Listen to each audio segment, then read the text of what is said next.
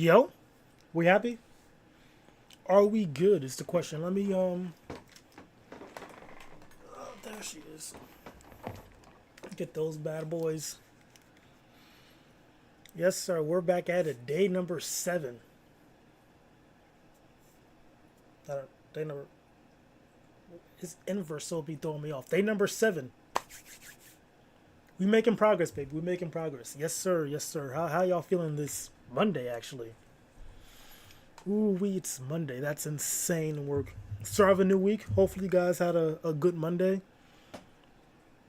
If we're being honest, I don't really hate Mondays to be honest. They're kind of just like a mad day to be honest. I think a day I would say I'd probably dislike might be Tuesday, just because just like dang, is the week almost over at this point, bro? Like I'm 2 days in this week, let it be over. Because once Wednesday hits, you're like, okay, we're making progress. Thursday you're excited, Friday's Friday, then it's Saturday, Sunday. I think Monday gets too much hate. I think Tuesday's a real day should get the hate. You know what I mean? But that's just me and my opinions, if you will. Let's check the volume and whatnot, make sure that's straight.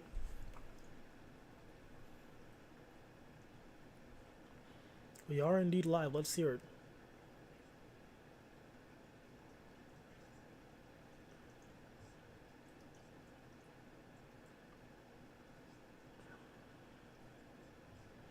Okay, YouTube is fantastic. Let's check. What's her name? Twitch.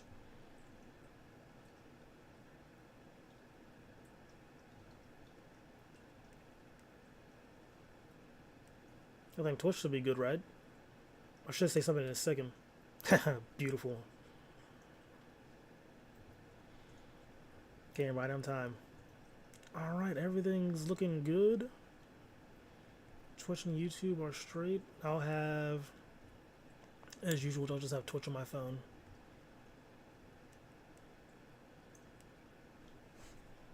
Put her right there. And it's 11 too, so we actually have like a little bit of a long stream at my usual numbers. I still got stuff to do in the morning, but at least it won't end in like what was the last stream? The last stream was atrociously quick. It's like an hour 20, I think it was.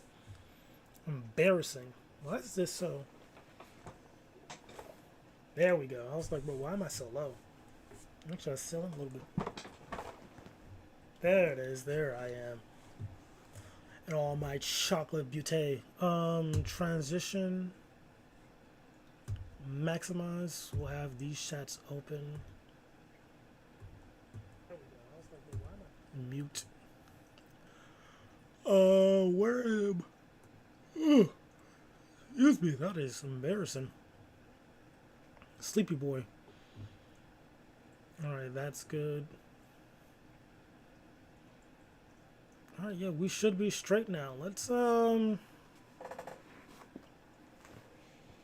I don't even know what we can do to be honest. I guess. Well, actually, I want to see one thing. I could just check right here how long my last stream was. But I feel like that was like super short. View channel lives. Yeah, hour and 22, bro. That was a quickie. Right, because usually it's on average 3 2 2 2 5 2 2 7 3 2.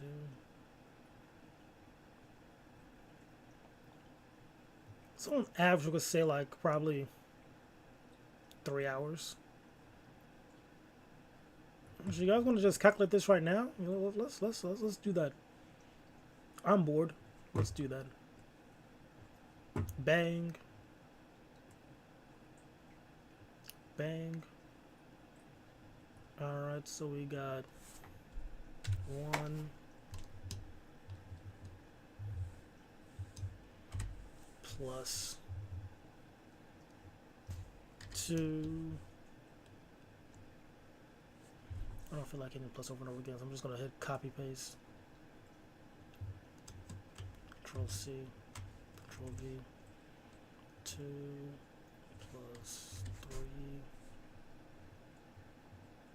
Oh, that was another 2. So 1 plus 2 plus 2.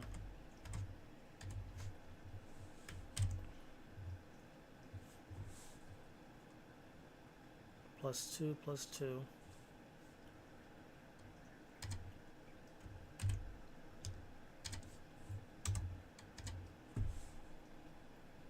plus 3 plus 3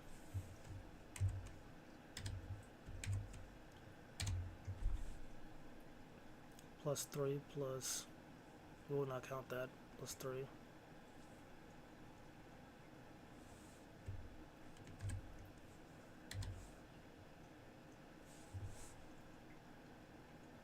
plus 4 plus 4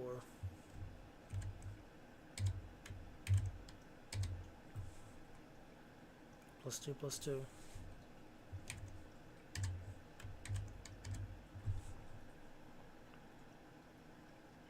plus 2 plus 5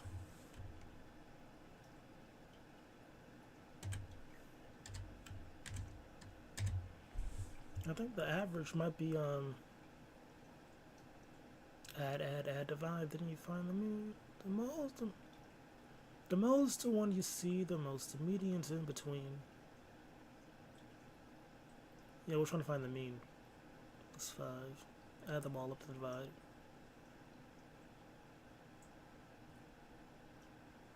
No, just 5. So plus 2 plus 3.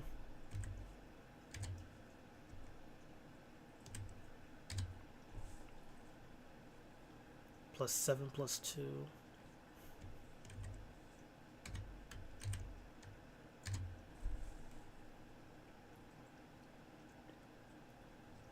Plus 4 plus 4 plus 4. So 3 4s. 2, 3.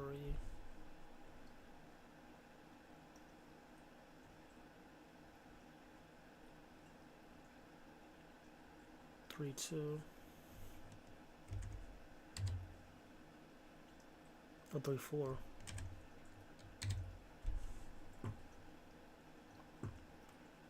This one's 3 2.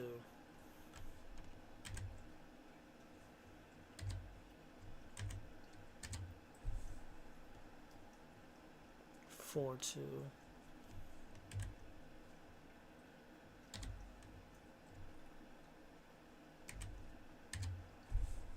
And 3 4.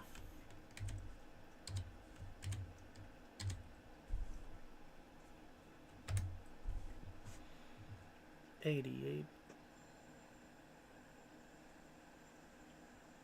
There's 1 2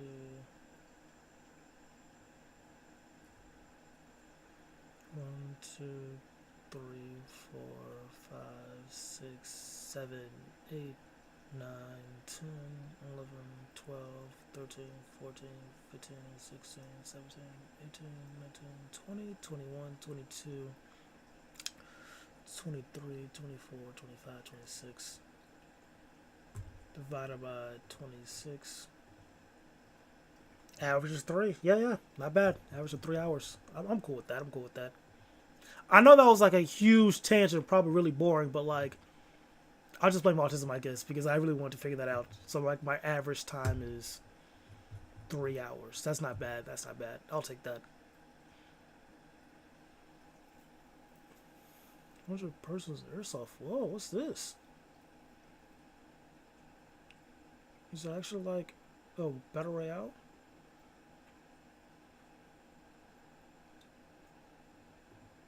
Open new tab, check that out.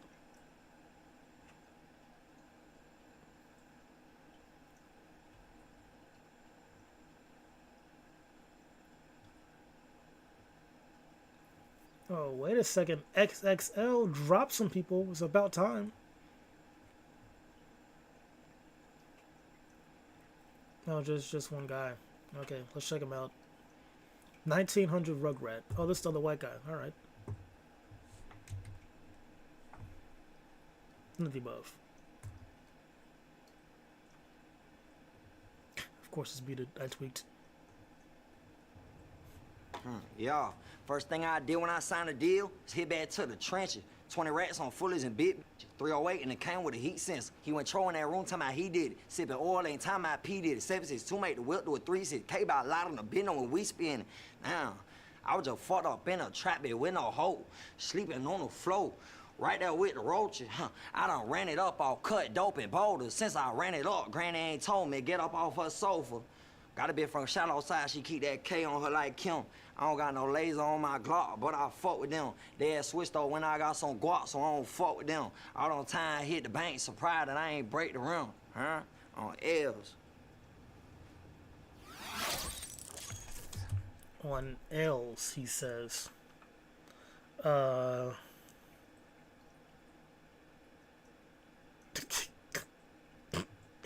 Shaggy snapping, okay.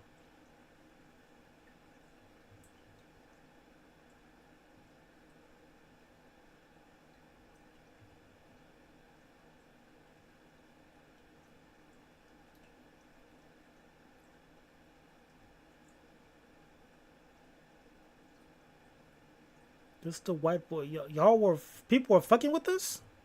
Did I miss something? Let's listen again. Maybe I'm a hater. Maybe I'm a hater. Let me listen to the lyricism right here. Let me listen. Yeah. First thing I did when I signed a deal is hit back to the trenches. 20 rats on fullies and bit 308 and it came with a heat sensor. He went trolling that room, talking about he did it. Sipping oil, ain't talking about P did it. 762 make the whip to a 36. K by a lot on the bend when we spin. Now, I was just fucked up in a trap bed with no hole. Sleeping on the floor. Right there with the roaches. I done ran it up all cut dope and boulders. Since I ran it up, Granny ain't told me get up off her sofa. Got a bit from shallow side, she keep that K on her like Kim. I don't got no laser on my Glock, but I fuck with them. They had switched though when I got some guap, so I don't fuck with them. All on time hit the bank, surprised that I ain't break the rim, huh? On L's. You like from Atlanta? The South? Who's this guy? Let's Google him. Florida. Okay, I knew it was a southern state. Atlanta's Georgia. Okay. I was gonna say that was some interesting language there I was trying to figure out, but yeah, no, this wasn't crazy, bro. This is just kind of What's this? Today we have one. That's not what I want to do. I want to click on the channel Today, itself. 7 single. Exes go on dates after breaking up.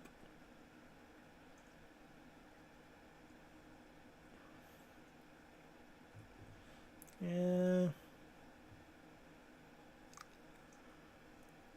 Transformers. Do.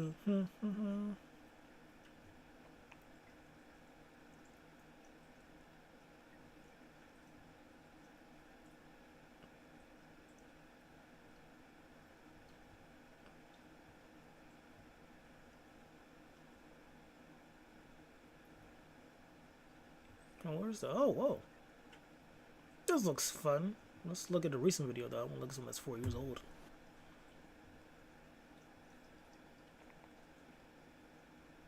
The most expensive Gilded mansion in America. You know what? This is like manifestation. Let's do that. Let's see. Who do we want to look at? Is there one in Chicago?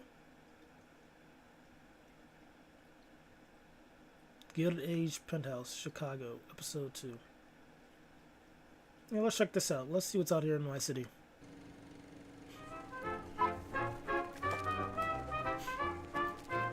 Good evening, listeners. The World's Columbian Exposition of 1893 in Chicago is a breathtaking celebration of innovation and culture. Ugh. This grand fair, honoring the 400th anniversary of Columbus's voyage, dazzles with its magnificent architecture and marvels like the towering Ferris wheel. Is this not The CJ shining AI? progress, showcasing the wonders of our age.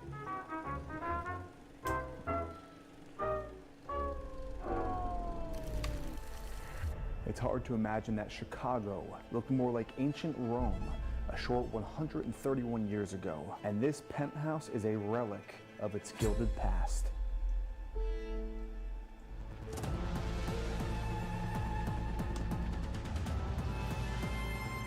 Oh wow. Doesn't look half bad. My boyfriend and I have been arguing because he won't pay. I don't care. Thank you.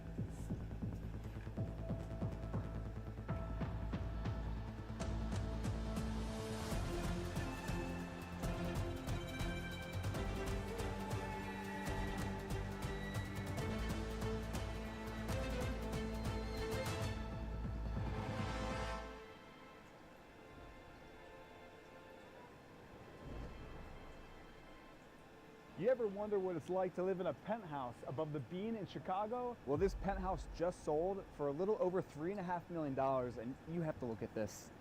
Check out this great room. It's interesting. No way. The head house, a penthouse above the Bean in Chicago. There we go. I was just gonna say $3.5 million is insane work. I gotta grind so hard. Oh my lord, $3.5 million. And that's just to buy the place. You know, there's about upkeep too, rent or whatnot, or other costs you have you. Oh God, I hate being broke, but you really just gotta. It's really just discipline, guys. It's really discipline. You just gotta lock in and do what you need to do. Like, you gotta be hungry and want to win. That's it. Like, guys who get this money, they don't care. They're grinding every day, waking up on time, do what they need to do to get stuff like this and enjoy the luxury later, you know? And that's all I gotta do too, man. That's really it. Well, this penthouse just sold for a little over $3.5 million, and you have to look at this. Check out this great room. We've got 25-foot-high ceilings in here. Now, the building itself was built in 1895 and was originally the headquarters of Montgomery Ward, which is the precursor to Sears. So this space right here originally actually used to be what we think was outdoor space, given how you have this limestone inside. Typically this would be reserved for like a loggia or an outdoor space, but here it's brought right inside into this great room. Indeed, it was an outdoor space. Actually, it was an open air terrace, to be precise. So for a bit more historical context on this remarkable building that I have the pleasure of sharing with you, it was once actually the tallest building in the city of Chicago, standing at 394 feet, built by architects Schmidt, Garden, and Martin from 1895 to 1899. This building was constructed as the headquarters for retailer Montgomery Ward, who were pioneers in the mail order business. They had 0 traveling salesmen, which was very uncommon back then, just a catalog, and then this, their flagship store. Montgomery Ward was essentially Amazon 100 years ago before the internet. Now this is where it gets interesting. That's neat. The original building had a striking, steep, Italianate pyramid above the current top of this building, which has been since turned into a sun deck, where you see me walking across the frame here. More on this in a moment, why it's no longer there. This pyramid featured a 20-foot tall sculpture called Progress, lighting the way for commerce, in the form of a naked woman holding a torch towards the heavens. And Yeah, why would they take that? That seems pretty dope. Is that somewhere in the building at least? That's kind of fresh. I like that actually. one hand, I like that. and a caduceus reaching out in the other, bouncing on her left foot. Now this was just one of 3 massive Diana statues built around this time. The second Diana statue lived atop the original Madison Square Garden Tower in New York City, and the third was a gilded weather vane sculpture on top of the agricultural building at the 1893 World Columbian Exposition. Then in the 1920s, additional floors along either side of the main tower were added. And this is where it gets interesting. In 1947, right after World War II, for some unknown reason similar to many of these stunning old world buildings, not only across America, but the world, the pyramid portion of the tower, along with the sculpture, were removed. Why? The statue was cut into about 30 pieces before it was lowered, and one of Chicago's prominent citizens, who's unknown, actually has the bust and head of the statue. A fun fact about the views in this penthouse, the company's founder, Aaron Montgomery Ward, had his office here facing over the lake, and he was so insistent that no buildings be built on the east side of Michigan Avenue that he went to the Illinois Supreme Court to ensure that the land and views of Lake Michigan remain protected forever, meaning this view in front of this penthouse is also landmarked from development. And strangely enough, the only structure that actually exists on the eastern side of the avenue is the temporary Art Institute structure from the 1893 World's Fair. And I say temporary because the mainstream narrative is that this World's Fair, all these ornate buildings that you see, they were built out of a plaster material, and they were all torn down after the fair, except this one building here, which from the pictures, it looks pretty substantial. It doesn't look like it was built to be a temporary structure. What really excites me about this building as an architecture nerd is that this is a prime example of a preserved City Beautiful movement building. I'd like to thank the sponsor of this week's episode. Don't for ringing care. goodbye to it. The move. Views, Earth, you can clean damn good deal. And with that, let's get back to the tour. Thank you. Essentially, at the turn of the 18th going to the 19th century, America had this wave of architecture sweep through major cities like New York, Chicago, San Francisco, where they were building in the Beaux Arts style, which is basically like a big cauldron of every single architectural historical design element from all the years. So you have Greek, Roman, Egyptian Revival, all poured into what we have here, and this is shown in the columns, these arches with the flowers inlaid in here. Even look up. Look at this light fixture. Look at the ornate details in that light fixture. Bro, where is this love for buildings nowadays, bro? I feel like people are starting to lose the passion, the love when it comes to just creativity and art. You know what I mean? Like, bring it back. Bring back that creativity, that drive to be amazing. You know what I mean? I feel like that needs to come back for sure when it comes to just, you know, art, architecture. A little bit with music too, I guess. You know, there are still some people trying to revolutionize and whatnot. Some of those people kind of went crazy, sadly. But, you know, bring back that revolutionary mindset. I think that's the word. And this is all according to the mainstream historical narrative. But when you do come across buildings like this, you have to wonder, could we actually build something like this today? And if we could, why don't we? No, we most definitely could. It's just that it's just laziness. There's no passion anymore. Like back in the day, like people were trying to build towards the future. Like we want the future now, but now people are just kind of just okay with mundane. Because I prefer this to, if you follow me, Blake, I prefer buildings like this any day to buildings like that behind me. In my mind, that is brutalist as can be. That inspires nothing. But a home like this. What if you can create your own website by saying, this is what I want? With Wix, you can. You walk in here and you see this. Which one are you picking? Now off of this gorgeous old world great room, we have the staircase here in the penthouse, which in direct contrast to the great room is a very modern steel floating staircase all the way up 4 flights. Now as far as stats on the rest of this mansion, it's 6,400 square feet of living space with 4 bedrooms and 5 bathrooms, and unfortunately, the rest of the home has been fully modernized. There are no more old world original features in the space, but I wanted to walk you through the rest of the space anyway. So off of the den we have your wet bar. What is this even, is this a wet bar? Yeah. Then opposite this built-in media wall, we've got your kitchen with a counter island dividing off the space with seating for 4. And as you can see, all the appliances are stainless steel and have been all modernized. Then off of the dining room here, I actually love these 3 French doors, which actually could open up the space, giving it a bit more character. Back to the stairwell heading up to the 2nd floor, there's actually a landing in between with a glass window installed around the limestone arch, giving you a vantage point from the top of this great room.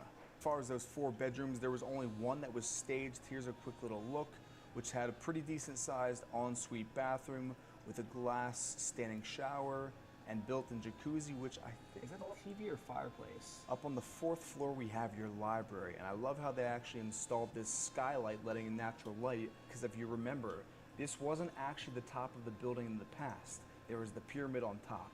So adding the skylight was a nice touch to bring in some light into the space. Now we're up on the 4th floor of the penthouse, and this is actually terrace number 4 out of 5.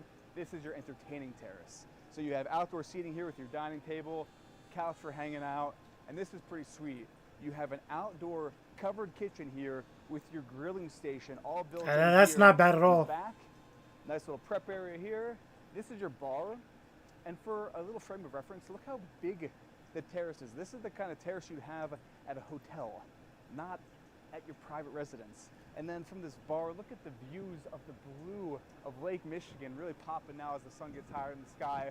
And as we make our way back on the terrace, I love the eastern facing views for the lake and the peace and serenity. But here, you get the energy from downtown Chicago. You've got one of the tallest buildings in the entire world right there in your view, and making our way all the way up to the 5th story of this penthouse. We have your 5th outdoor space, so we are on the very top now of this building where you have unobstructed views in every single direction. It It doesn't get much better than this as far as weather in Chicago. Look at this. I really can't think of a better place that combines unique American history, just stunning views and city living combined with, I mean, look at that. Look how blue Lake Michigan is. I'm really curious. I want you to comment down below. What do you prefer, the modern kind of more white box apartments or something like this that has a lot of history and a lot of character? So there you have it, episode 2 of Landmarked. Let me know what you think. This has been my most enjoyable video series. That wasn't bad at all. That wasn't bad at all. It was a $3.5 million for this guy. All right. Let's this is older. Let's see something recent. Videos. Yeah, we're gonna watch this. 500 million. God, I hate being broke. Jesus Christ. All right. 150 million buys you as a billionaire. I do like the castle vibe, so let's check this out.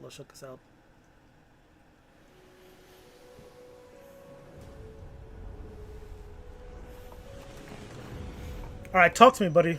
What's going on here?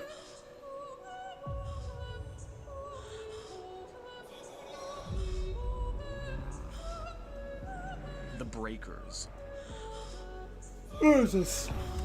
I'm guessing probably California, right? Maybe East Coast? One of the last great monuments of a family that once ruled American high society. But for Cornelius Vanderbilt, wealth was never the endgame. It was the foundation for something much larger.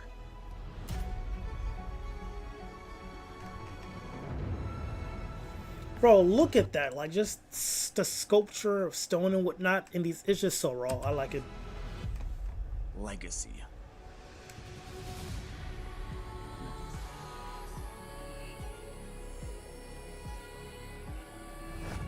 Over 130,000 square feet, 70 rooms, 33 bedrooms, 20 bathrooms, 27 fireplaces, 5 floors, including the basement and tunnels. Imagine being able to build anything just by thinking about it. Meet Base 44, and 13 acres of prime Newport real estate.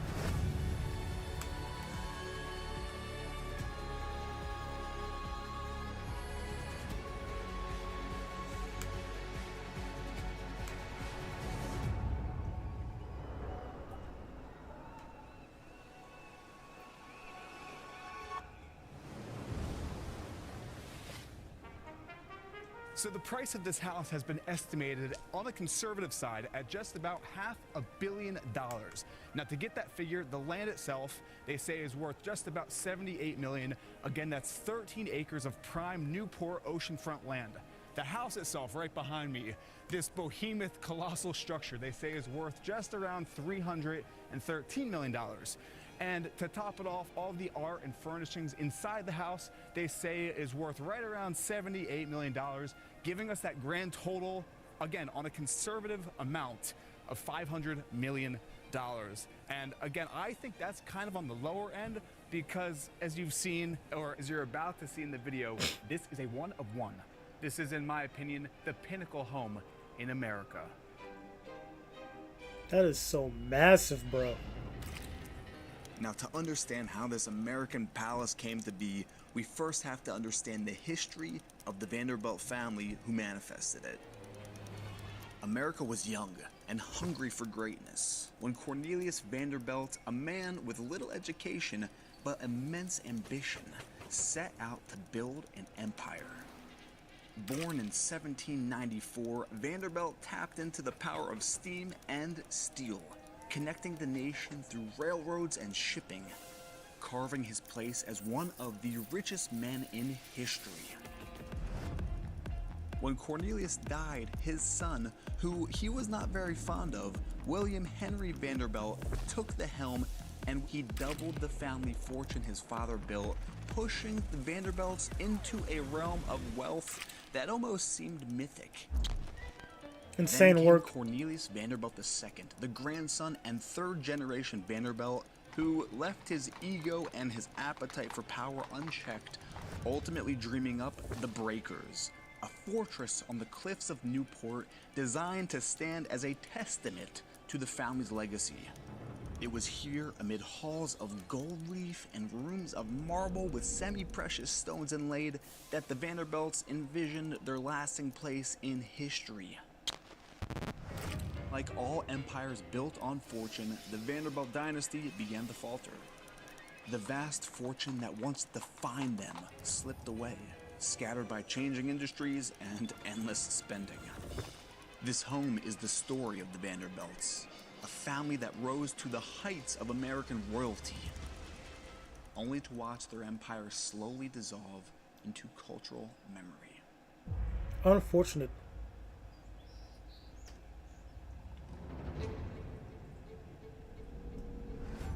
Imagine, if you will, it is the summer of 1895.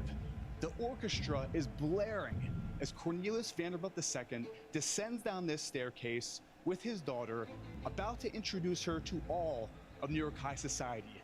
Lining the gallery above, all eyes are on her.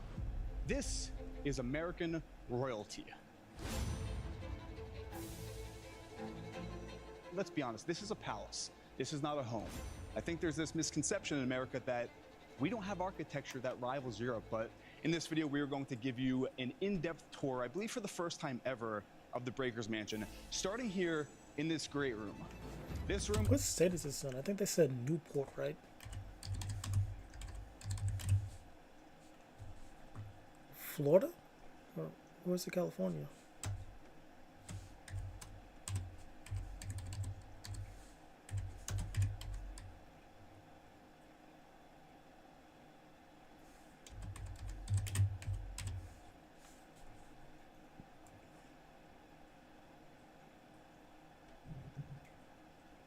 Oh, this is in New York? This doesn't seem like it, right?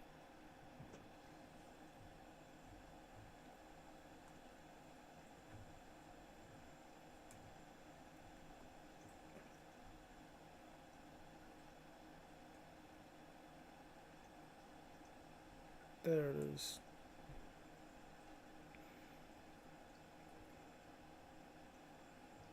Newport, Rhode Island.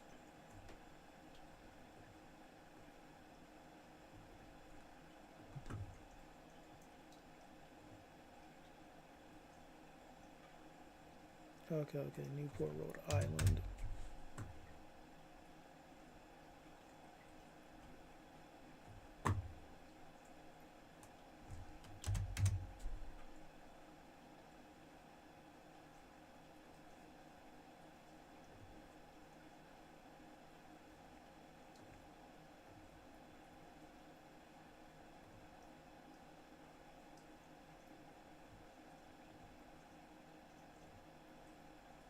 Yeah, that tiny ass state, bro. What the? What the? The devil? Alright. Enough of that. It just wants a mystery. I was confused. It's 50 foot by 50 foot by 50 foot. For instance, you could probably place a 3-story home in this great room. That's how much volume is in this space. Given that this is a Renaissance home, if you look up, this would technically be an atrium. But because we are in New England, you have the next best thing, a windswept sky painted on the ceiling here. Let's just focus our attention again towards the ceiling. This is all casted plaster, and there is tons of symbolism and sacred geometry throughout this whole house. For instance, you have the flower of life going around the corner of this entire room, various types of marbles from all over the world. Again, looking up, you have the Vanderbilt family crest with the 3 acorns. You'll find that throughout the entire house. Bro, a family crest? That's legacy right there, bro. If I get myself a family crest down for generations, that would be tough. I don't even know what it would be.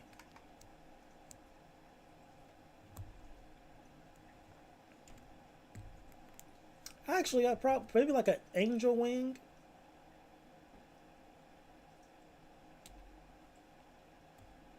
Angel wing or wings. That sounds pretty decent.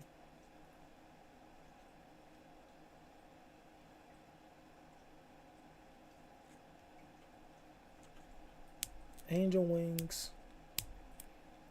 combined with like a star and a tree, like a chimera of that kind of, with growth further out to the future for stardom, and then the wings for protection, something like that. I feel like that would be a decent family crest.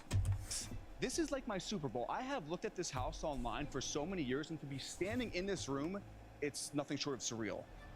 Why can't I make any changes without an... Looking up, we have these 4 chandeliers, and I want to point this out. So these were not only electric, but gas. And this is one of the first homes in America that had electricity. So not only did you have the electric current, you had gas. So these were fire-lit chandeliers. Imagine that. All of New York's high society in this room, all of the power in this emerging nation in this one room. Those chandeliers are so... Let me check chat real quick. Buddy. Someone wants to get banned.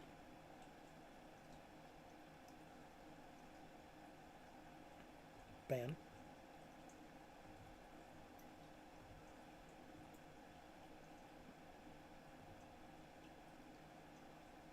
And there we go. The audacity. Alright, and everyone's chilling this one too. Let's go back to the video. Wrong video. This one. Heavy, that they're actually anchored to the steel beams at the top of the house. And this home is a Freemason structure, meaning that it is just stone, steel, and brick holding up this house, which is nothing short of incredible.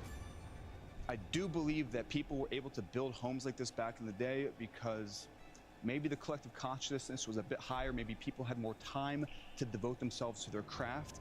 So I'm going to break down some of the details, even with this stair. So they wanted to have a very regal flow. These risers are actually 2 inches shorter than the average staircase. And even when I was descending down, I felt just an air of elegance as I made my way into the center of this great room. All right, man. I do want to point this out just because this is the head of the home right here. This is a bust of Cornelius Vanderbilt II. And as you go throughout the space with me, you'll see numerous paintings of him. So again, this is the heart of the house. This is the main hub. This is where everything happened, all of the big events. But making your way off of this staircase, look at this. Here's another oil painting of the man himself. He's actually not in this box. This is a rare piece of history. This was actually from the 19th century, and the paintings are from the 15th century. This is essentially an Italian dowry box where the dowry for the bride would be given on the day of the wedding. But from the main room, the great room, we are now going into the jaw-dropping formal dining space. First thing that you're going to notice, again, looking up, you have these 2 enormous Baccarat crystal chandeliers in here. And again, these were fitted also for gas, along with electricity. You can actually see there's these little circular cords you could pull down to adjust the flame height. It's one of the rooms where you walk in here and you feel it deep in your soul, just with all the ornate details. For instance, look at the size of this marble fireplace. Look at the sheer proportions of the space. The columns in the space, these are actually rose alabaster. These are single pieces of marble that were turned on a lathe. Typically columns, they are stacked on top of each other, and it's very rare that you find one giant chunk of marble for a column. And now we have the light pouring into the space. Again, if you look up the cornice, you have the flower of life at the bottom of the cornice going around the entire space. And all of the intricate carvings, if you were to bring them down from the ceiling, they would be around the size of me. They are literally life-size carvings up on the ceiling here. And again, we're moving into a bit of a Beaux Arts style, kind of moving away from that Italianate Renaissance. And this room is nothing short of royalty. These robber barons, the Vanderbilts, the Astors, they were the royalty of America when this nation was flourishing. And it is reflected in this room right here. And I can feel it. This home so like, I feel fans should just watch this, to be honest, bro. Like, dang, this is pretty insane. Very impressive work. Special is the majority of the furniture is original. In this dining room, we have 34 seats, again, for the top members of that Gilded Age class. And I want to keep our attention on the ceiling. If you look up, that is a painting of Aurora greeting the dawn, which is very fitting because we are facing due east, and you can see now the morning light is pouring into the space. It gives you that warmth and the soul in the home. And I do want to mention, this was a summer home. This was built to only serve 2 months out of the entire year. put that into perspective. That's the type of wealth that they had. That's insane to me, bro. Like, you built, this is your summer home. You go here just to chill for the summer, then you bounce. That's so wild to me. The ornateness is on every inch of this room. This is 22 karat gold leafing. And I want to just point out a few of the symbols. So if you look, you have the caduceus, which is on ambulances, it's on trash trucks. The caduceus, in more esoteric principles, was symbolic of a spiritual awakening. So you have the two snakes going up the pillar, which is symbolic of a kundalini rising in a bit more of an esoteric sense, which kind of makes me think. Okay, you're trying to sound a bit fancy. Just explain what it means. I think that back in the day, they were more in touch with, I guess, the spiritual side of things, which in America today, comment down below what you think of that, because I do believe it's lacking. So from the formal dining room, I'm going to show you something that back in the Gilded Era was totally off limits. This was behind the scenes. You would never see this, especially if you were a guest dining here. This is the butler's pantry. Oh. Which in its own right is so impressive. There's a skylight in this butler's pantry with a wrap-around second-level terrace. This is where the food would be plated and then brought out to that grand dining room. And as you can see, this is all, I believe, original china here. Nicely displayed. You have, again, some crystal in here. And just the fact that you have a double-height open-air pantry. Think about your pantry at home. And then look at this pantry. And just like any Michelin star restaurant, the timing of the food is paramount. So if the guests were not ready to be served their food yet, it would be kept in this gas heating box to have the food warm. So when they were ready, it would be served. Given that this is the service hub of the house, this is actually the call box. So if you needed anything in any room in the house, this would alert the staff to come and tend to your needs. Then this was in the 1890s. They had this stuff. This is the dumbwaiter leading up to the second level. So after the dishes were washed and cleaned, they would be put in here and transported up to the second level in the pantry.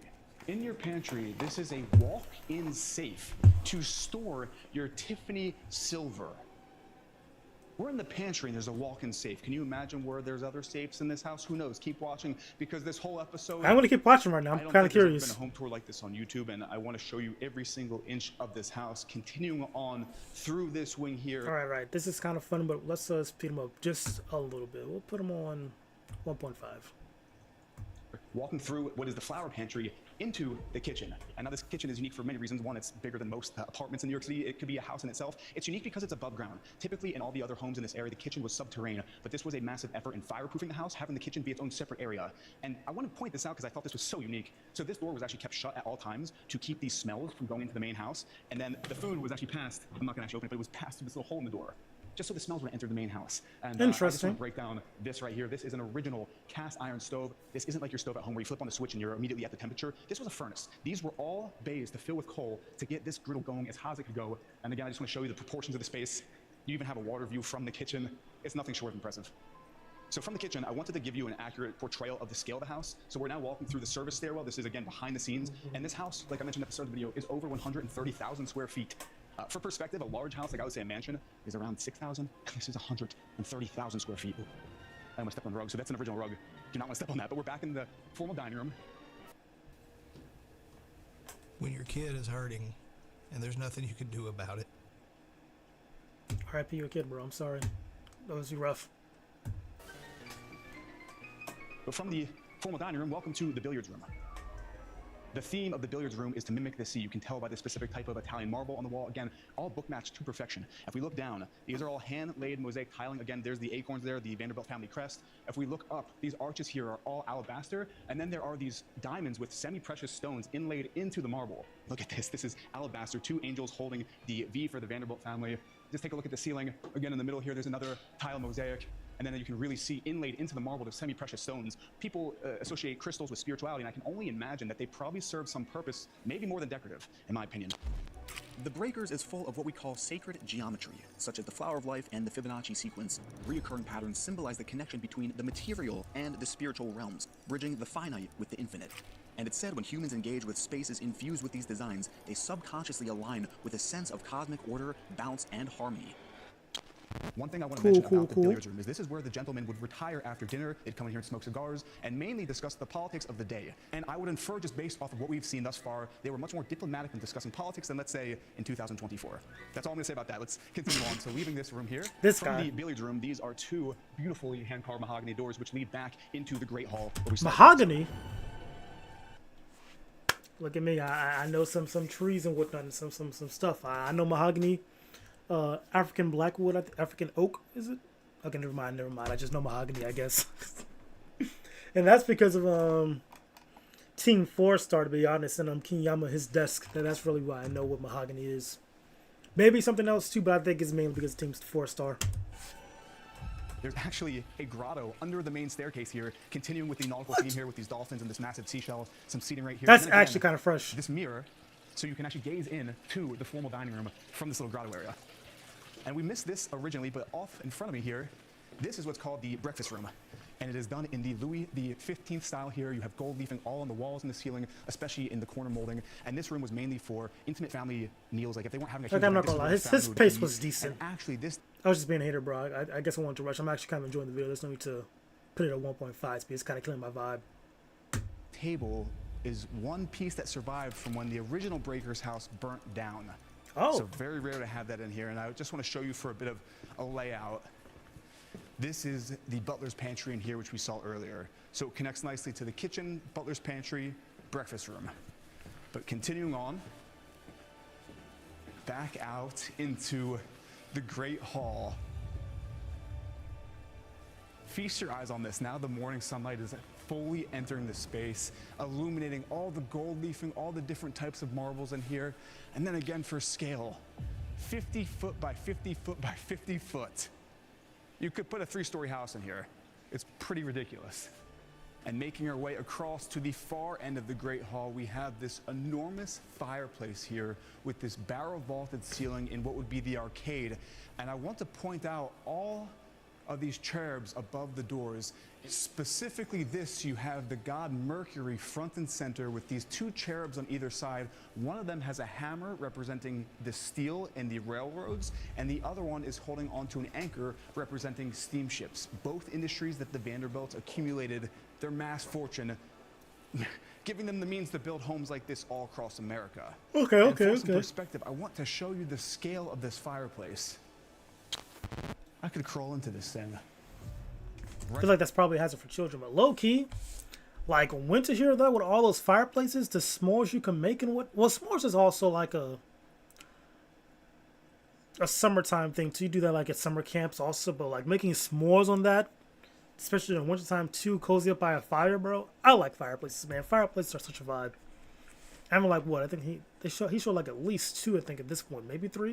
Right off of the Grand Arcade, we move into There's 4 right the there. morning room, which as you can see has a much more delicate feeling. This is actually where the ladies and the women would retire after dinner. And I really want to point out specific details. If you spin around, Blake, we'll get a nice shot of this. This is original platinum painted on the walls here. This has never been retouched. And we have depicted 8 of the 9 muses here in platinum. Again, they've never been restored. Something we haven't touched on yet is the actual value of the furnishings and the art in this home. For instance, this is an original John Singer Sargent painting of Cornelius Vanderbilt II. Right across, very fittingly, his daughter Gladys, who actually inherited the house, and she was the one who actually turned over this mansion to the Preservation Society to preserve it so all of America, all of the world could come and get something from this beautiful home.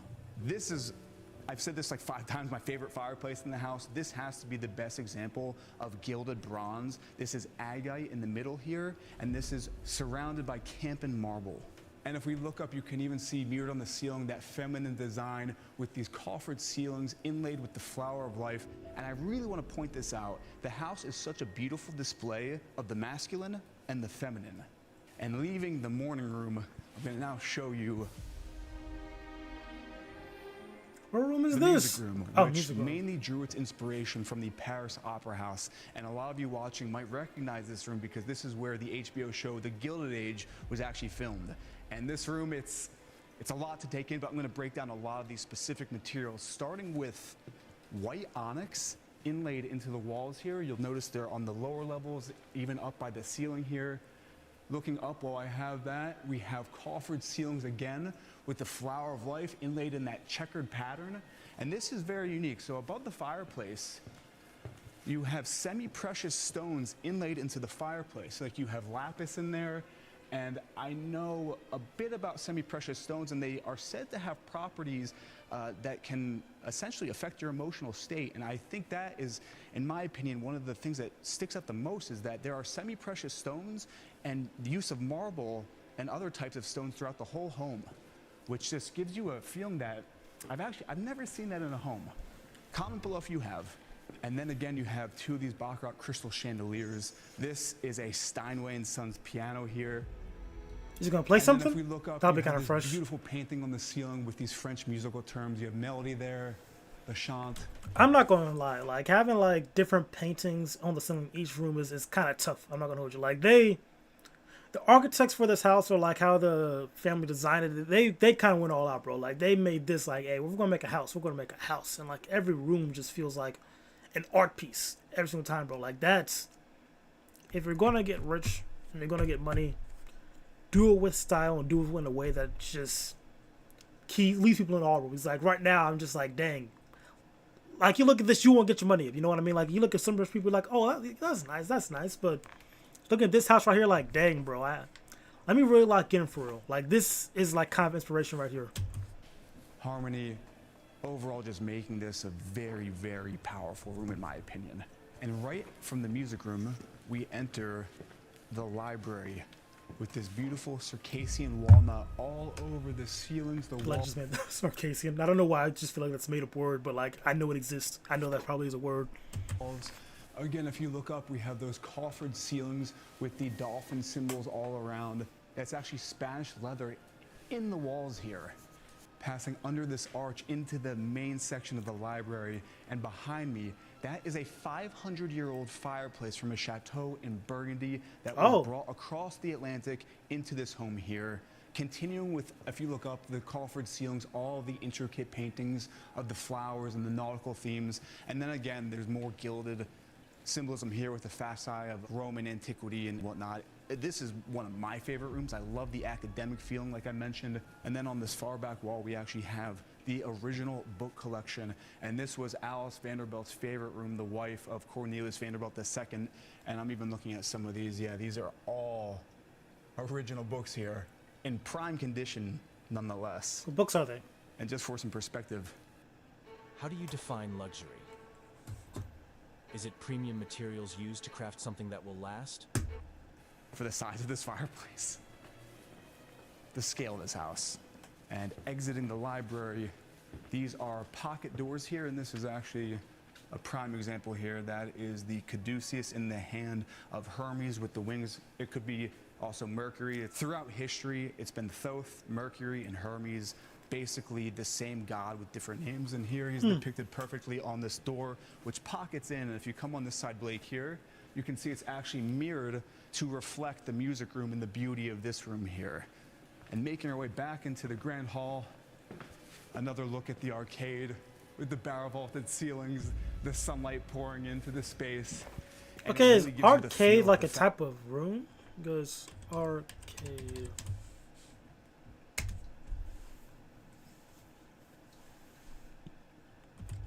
Name.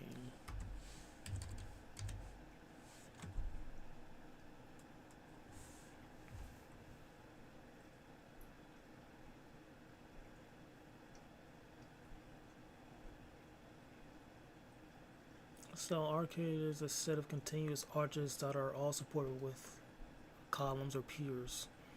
Arcades on the outside of a building normally create a walkway, while an arcade on the inside can be found on the lower part of the walls. Okay. Thank you, Google. The fact that this was a summer home, positioned perfectly to the east to have the light flooding into the space. And with that, this is only the first floor of 3 floors of the house. Yeah, let's see floor number 2. We're gonna make our way up the grand staircase where we started the tour. Again, with those risers that are 2 inches lower than the average staircase. And even, I'm going to stop here and point this out. Look at the details, even on the railings. Again, flower of life right here, sacred geometry, the caduceus with the snakes going up, with the flame right there, the eternal flame. The symbolism in this house is pretty next level, and I didn't expect that myself. Ooh, that's not bad. So as we make our way up the staircase to this landing, we have a portrait of Alice Vanderbilt. Above her is a Flemish tapestry depicting the life of Alexander the Great. And while I'm looking up, check out that skylight with the stained glass. That was actually originally in the Vanderbilt's New York City home, and they moved it here to the Breakers. And speaking of the history and the founding of the family, this right here is a painting of the Commodore. This is the man who made the fortune. Right across from him is his heir, who he wasn't quite fond of, but ironically enough, he doubled the family fortune in around 8 years' time. Very interesting to see the family history and how legacy plays out, and wealth throughout generations can either be built or, in some cases, diminished. And on the second floor here, we have these Brescia marble columns, again with the alabaster towards the top. And I want to point this out just for the sheer perspective on how large the home is. The reason why the ceiling of the Great Hall is so impressive is because some of the elements extend more than a foot down, giving such depth to this ceiling here. Like you see the pine cones extending down, the flowers of life blossoming open, and then again, that sky fresco on the ceiling. This man must have said flowers of life at least 10 times at this point, bro. In there. So bringing it back in from all the ornamentation of the Great Hall, we're going to enter now the private spaces, the bedroom spaces, which were purposely designed to be much more, as you would say, minimal than the Great Hall, because they believe that the spaces for the family should be a place of rest and rejuvenation. And here we're in Gladys's bedroom, and as you can see by all the ropes, you can actually come yourself and visit the Breakers mansion. We removed the ropes for the first part of the tour because we really wanted to paint the picture of what this would be like. I mean, I kind of figured it was a touring spot because there were like little signs to arrows or whatever. Like, I kind of figured that out. If it was a private residence, which it was. But for the rest of the tour, we're going to give you a bit more of the historical context, as you would see if you came and visited the Breakers. Off of the bedroom, the first bathroom here, and this leads into Cornelius Vanderbilt II's bedroom, the head of the house, which is separate from his wife's bedroom, which was very accustomed for the time during the Gilded Age. And wait until you see his bathroom. Check this out. This would be his changing room, his dressing room, and his bathroom. And specifically, I want to mention this. You'll notice that there are 4 faucets. That's because in the Breakers, they didn't just have fresh water, they had hot and cold salt water from the ocean funneled into the house. And you'll see later in the episode, we're gonna actually go underneath the mansion and give you a tour of the mechanics of this mansion. His tub was carved from one giant piece of Carrara marble. You see the seashell motif on the side here, and this is actually pretty unique. So after a long day of riding, they would actually come here, turn on the water, and soak their butts from sore butts from riding. And I do want to mention this, just picture this, if you will, having a hot water salt bath. Most homes today don't have that. I've actually never, have you seen that in a house? I've never seen. This is the first time I've ever heard of a salt bath in your house. Like, that's actually, that's money right there. And this was built in 1895, it was finished. So making our way, again, this is Mrs. Vanderbilt's room here. As you can see, much more feminine than Mr. Vanderbilt's, yet keeping it with the grounded red on the carpet. I love how it gives it that regal feeling. And she essentially ran the household from this room, and given the oval shape of her bedroom, you can tell that we're above the music room. And while we're looking up at the shape, look at the beautiful crown molding in there. Again, the flowers. The details are in every single room. And I want to also mention again, this was considered more minimal than the rest of the house, and it's so extravagant still. So exiting Mrs. Vanderbilt's bedroom, we're gonna head back into the hallway. I'll give you one more look from top down of the Great Hall. Just check that, it never gets old. I've been here for 3 days shooting. This will never get old. And then at the end of the hallway here, all the bedrooms are numbered, almost like a hotel. This is bedroom number 1, as this is Gertrude's bedroom. And again, at the start of the video, when I said imagine, if you will, the introduction into high society, she was introduced into high society in this house, and she actually went on to become a pretty famous sculptor, and she actually opened the Whitney Museum in New York City. A family of underachievers, huh? But seriously, we're facing the east now. The sunlight is flooding into the room. Again, you have just the feminine feeling here with the roses on the wall. And then this would be her bathroom, which we'll get a little peek at here, because I do want to show you this. Look at the toilet.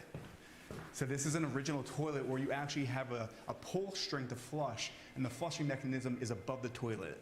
And then again, 4 faucets, because you have the fresh and the salt water.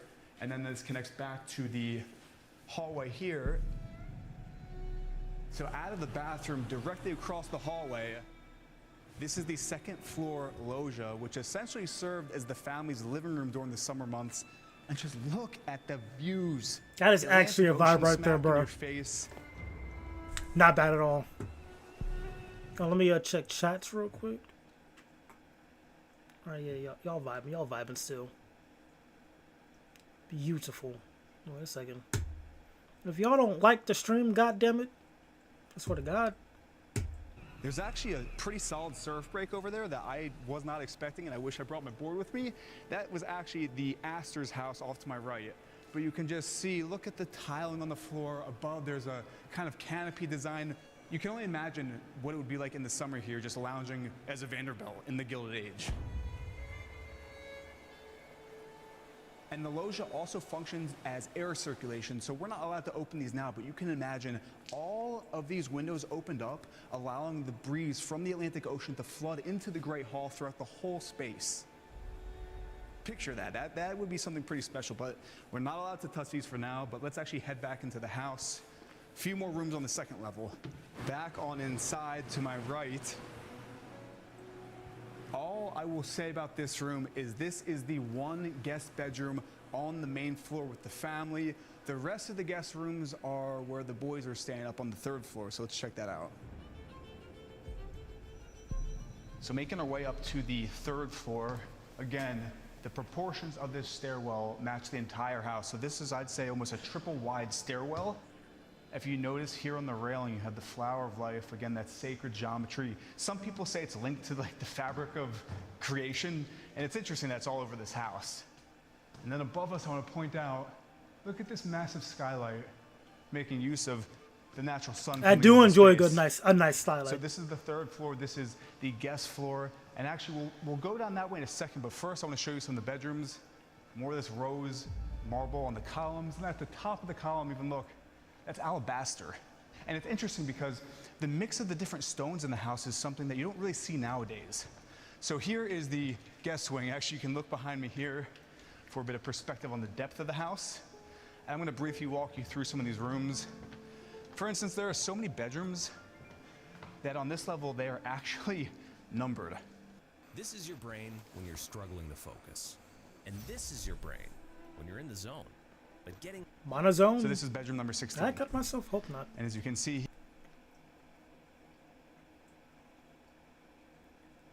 okay, we're good. Here, I actually wanted to keep a bit of the history. So this is the family legacy at the Breakers, and this house is about legacy.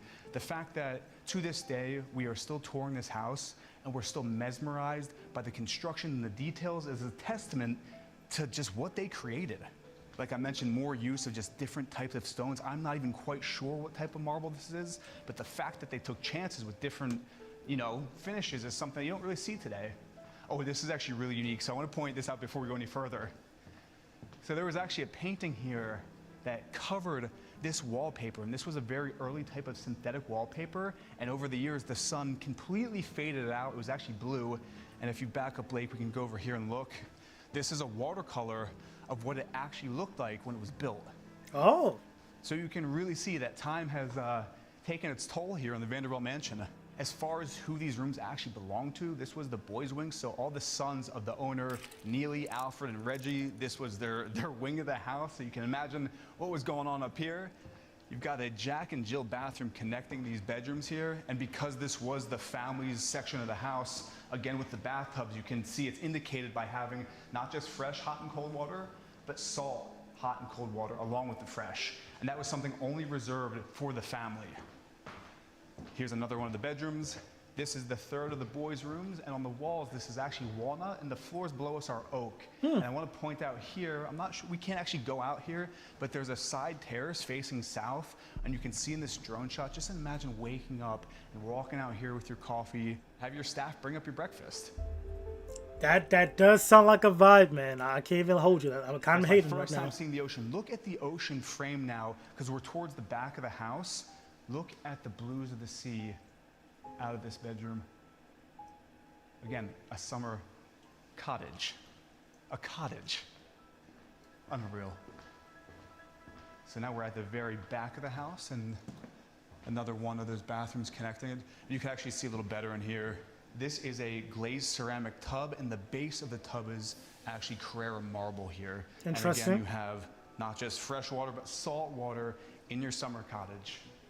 I really hope that this is translating through the video. Is salt water even good for you? Let's Google that. Salt water bath benefits.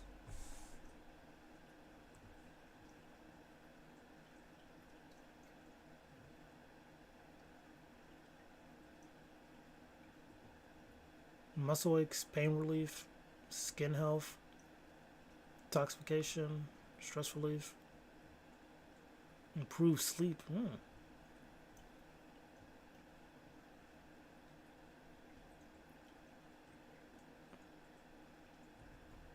So doing that probably like before bed or after a workout.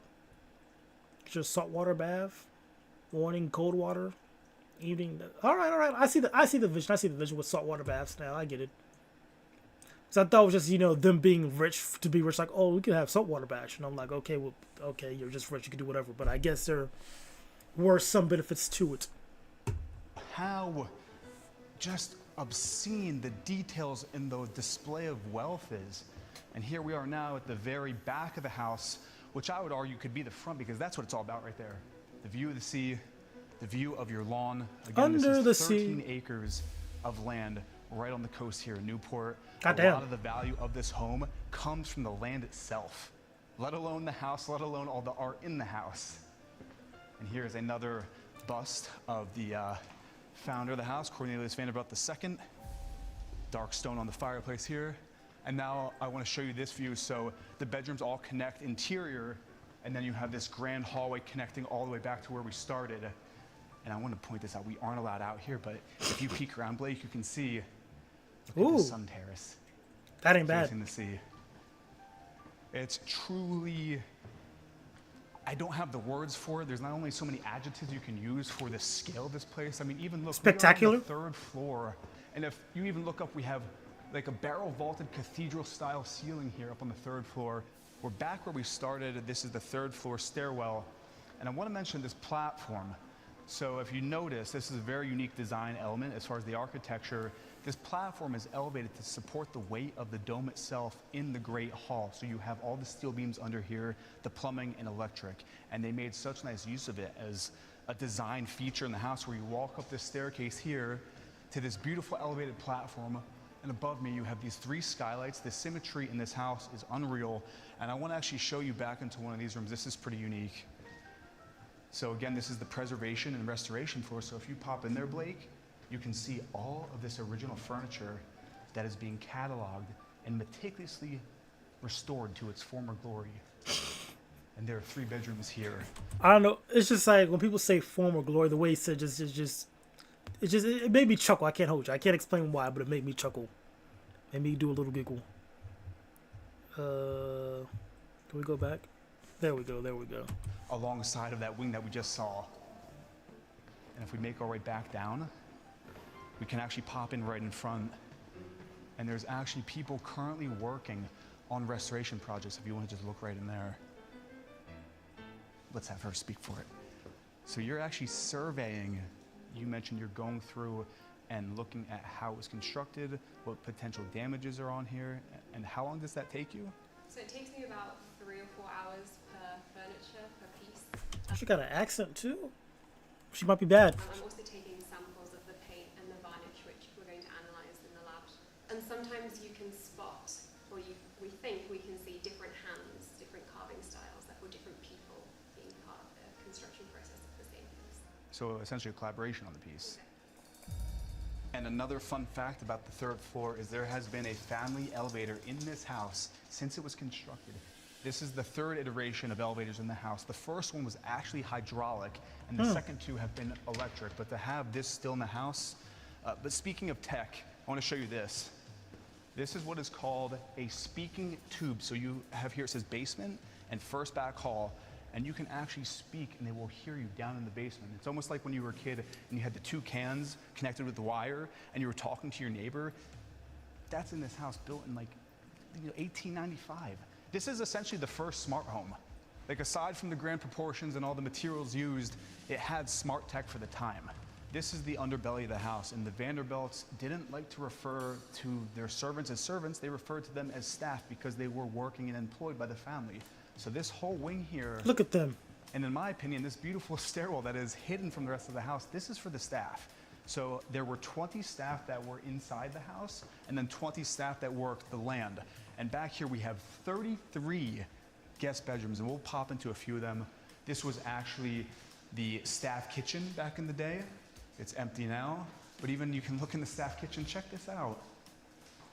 A view like this. And just to really reiterate that, so in total, there are 48 bedrooms in this house. And in this section of the house, for the staff, there are 33 of the 48 bedrooms. And we're gonna give you a quick little peek at just what a few of them look like. So just check that out, Blake, down there. And with those 33 bedrooms, there's more bedrooms up here on this next level. So just for the scale of the house, this whole wing is for the maintenance and running of this house. And I've said it like 10 times. Bro, to have Brett like that, where you have a whole staff just living with you, get their own showers, bedrooms, that is insane work. This was a summer cottage. What the actual? It's a summer cottage. They were here 2 months a year, and they were here mainly because the constraints of high society in Manhattan didn't apply, so people just went wild in this house. And there's still more to see. Wait till you see this. I'm waiting. So this is the front approach to the house. It is almost a monument. It is so large, it has that feeling like if we were in Washington, D.C., and that was a monument behind us. It is that large, and I hope you get that perspective with me in the frame and the house in the background. We are now at the main entrance of the Breakers, and behind me is the front gate. This is Indiana limestone here. This surrounds the property, again, 13 acres of land. In front of me is the house, and to my left, this is actually the caretaker's cottage, because this is technically a summer cottage, but this is actually the caretaker's house. And we are about to actually go underneath the Breakers to the, I guess, the workings of the house.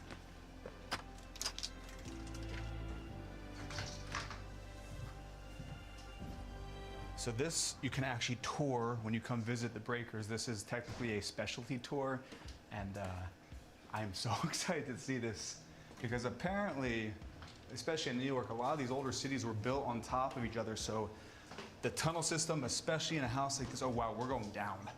I didn't realize we were going this far down. Look at this. It's essentially like a fallout shelter. What? So this is my first time seeing this. Welcome to the boiler room. So off to my left, these are the coal chutes. So from the sidewalk, the coal would be shoveled down into here, and it took 250 tons of coal per year to heat this house. That's almost a ton of coal per day. And the reason they had this off the house is because the original structure actually burned down. And it was top priority to make sure that it was as fire safe as possible, hence why this is way removed from the house. And just look at this furnace. This is massive. This is industrial size here. The coal was then shoveled into these two Mills 44 boilers with an indirect hot water system heating the entire house. You can see the massive pipes here, which would bring the hot water to the house. And if you look up, this is steel reinforced barrel vaulted ceilings. And I love how they actually have skylights in here. This could have easily been a dungeon, but they have these nice skylights letting in tons of light into a space that would so otherwise be that's kind of nice beneath the house. I think that's a really unique factor that they put in these skylights here. And if we continue on, off to my right, check this out. This is a tunnel that connects to the service quarters of the house. So you think you know Wix, but do you really?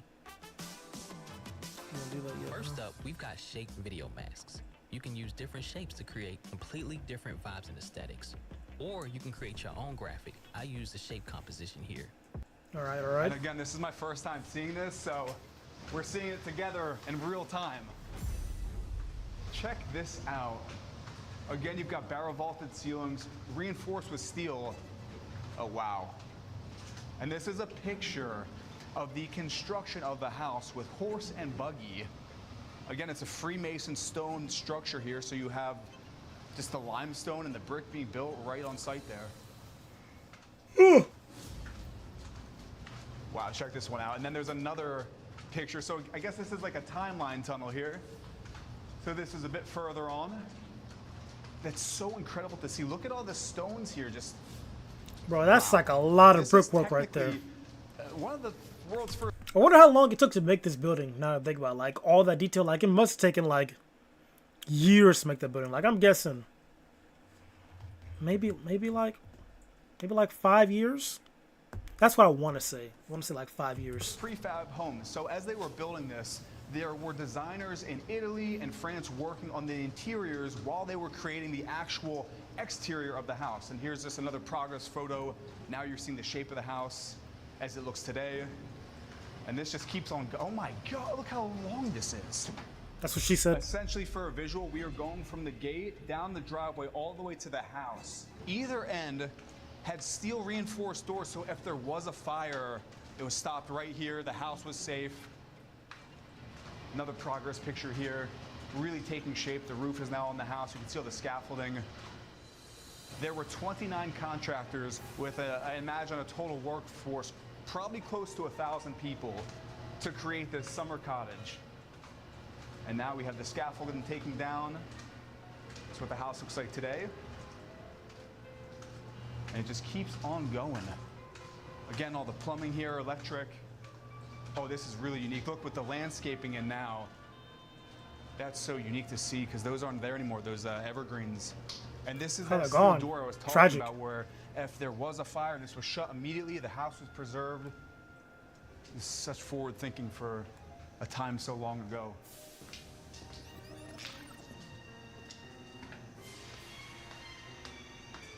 This right here is the original switchboard, which actually was in use until the 1990s. When the house was first built, it was run on DC current, and shortly after switched over to AC. And if you know the history between these three men right here, a lot of competition between these guys, and eventually Westinghouse took on Tesla, and the rest is history. We all know who won the current war, so to speak. And if you'll notice, the switchboard is actually made of white marble solely because it did not conduct heat. So it was a safety feature, and also it looks stunning. This is almost a little look into the history of America and specifically the Industrial Revolution because this home directly reflects the technology that came about during that time period. So this is the original Otis elevator hydraulic motor right here. It's not in use anymore. If we make our way over here, this is a nice little exhibit on the actual architecture of the house and how the innovation of building with steel enabled them to build structures that they couldn't have done before just on Freemason load-bearing structures. So you have the Eiffel Tower, the Crystal Palace, and the Brooklyn Bridge were three structures that really were forward-thinking and used steel to make things that previously would have never been made. And the innovation of steel is reflected in this house right here. So moving on to plumbing, this home was built in a time when most Americans didn't even have one bathroom. The Breakers has 27 bathrooms, and here's a breakdown of all the water systems. That is insane. Even most houses really just have like one, maybe two bathrooms, you know? Like 28? Like you'll get your private bathroom. Like me personally, I am a bit of a shy pooper. Like when I use the bathroom, I need some privacy. That's why I'm lucky like my room is away from everybody else with my bathroom too. So I could poop in peace, bro. I like to poop by myself. That's my vulnerability time, bro. Like I feel like that's when I'm at my most, like I said, vulnerable. It's poop time, bro. Like I feel so exposed when I do that. So yeah, having multiple bathrooms is always a plus. That fed the bathroom. So you had the city water, which was not potable here. You had fresh water, which was actually rainwater, beneath the terrace in the back. You had 9,000-gallon rainwater collecting barrels underneath the back terrace here for the fresh water, and then you had salt water pumped directly from the ocean into the house, which was all pumped to the 4th floor, and then gravity did its thing, and that's the water system in this house. For the time, very impressive. And the house was actually switched over to geothermal heating fairly recently. And here the tunnels continue. And you have to imagine, we're showing you this tunnels because it's a part of the tour. Imagine the tunnels that are off limits to the public. That's the thing I think of when I come down here. For instance, this is the air convection. So to pump fresh air into the house, these are the actual vents that would do that. And actually, we're right below the music room for a little reference of where we're at under the house. More convection right there. This is actually a original ice box here on display with a hand-typed note from one of the descendants saying to keep that because of how historically valuable it was. This is actually very unique. This is a bit of a homage here to the hurricane of, I believe it was 1939 or 1938, and this is the graveyard of the damage from that hurricane. And the house obviously survived, but this just shows how extreme that storm was. Of course, the final thing on the lower level is the wine cellar, and I want to point out a date on one of these here. I believe it is this one here. Where's there? Where are we at? The 1914 one. Do you know where it is? Right here. 1914. And you have to imagine a house of this size in its peak of the fever pitch of the Gilded Age. They probably had daily deliveries of wine. You have to imagine that just given the size of the house and the size of this room, they probably... I'm not gonna lie, I would like to try one of those wines, bro. Like, let me get a bottle. Let me taste that. Like, just have that on display. Oh, I think it's a bit of a waste. I feel like we gotta try it. That's just me though. Like, I get respect to the past, whatnot, but like at the same time, that was made to be drunken at some point. I feel like leaving it on forever. Come on now, it's disrespectful. Probably had a daily delivery. Architecture has always been more than bricks and mortar. It's a reflection of our highest aspirations. Energy and motion frozen in physical form. These designs speak to our longing for balance, harmony, and connection with the divine. By preserving and, more importantly, sharing these works of art, we honor the legacies of those who came before us. Visionaries who built with purpose, but more importantly, with soul.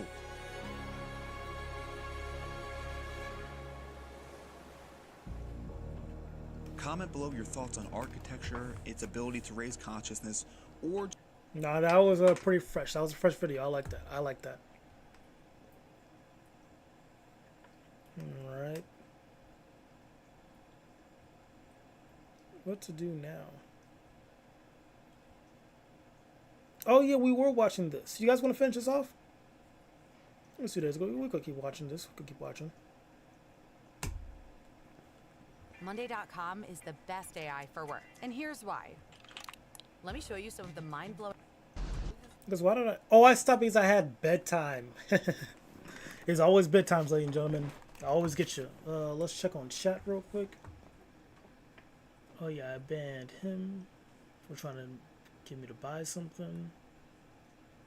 YouTube chat is chilling. Actually, why is quality still up? No, it's good. Let's hear it. It's always bedtimes, ladies and gentlemen. I always get you. Let's check on chat real quick. Oh, yeah, I banned him. Alright, we're straight. We're straight. Let's get to Pink Pantress, the baddie herself. You know what it is? I think I need more sausages at once. Let me do this. I need to focus. But I want you to talk. Yeah, I can dual. I can multitask. Okay, period. Either way. And I'll cook the next thing. Okay. Oh, really? Maybe. Okay, no, you don't have to worry about it. But for me, it's like I am very like shy as a performer. Like I think that I'm finding my bearings. Like I'm getting better. I think with every show that comes. But sometimes, like I don't know, because I have such a high singing voice. So imagine singing live, and you're like, my teacher's always quoted. You can't really like run around. My teacher's always quoted a shake. Because you know what I mean. My voice will start going ah. Yeah. Yeah. You gotta go. You gotta. Yeah. You gotta run on the treadmill. That's what Beyonce did. Mind you, I don't have those vocals, but You got a I gag should do this. Thank you. I don't take gag vocals. Everything vocals. Oh, Top thanks. 10. Top 10 what? Vocalists? Stop playing with me. Stop playing with me. May I get strike down right now? Exactly. You see? You better sleep with one eye open I'm kidding. No, I think you are a very great musician. Oh, thank and you, Clan. You have steadily gotten better and better at performing. I remember from pandemic era to the first stage to now. You've let go of the purse a little bit. Yeah, I have. And I congratulate you for that, because that's a comfort. Thank you, it is. Very cute. Thank you. No, that's Look at that. Look at them bonding. What you just said. Though respectfully though, I see her probably so I was also tired. You know, I don't really want to watch this. I'm like, yeah. Dun, dun, dun, dun. Expose my barber meeting a minor during a haircut. What?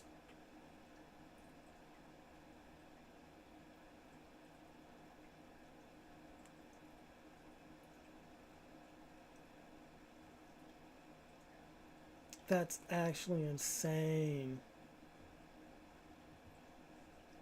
What's good, my man? Yes, sir.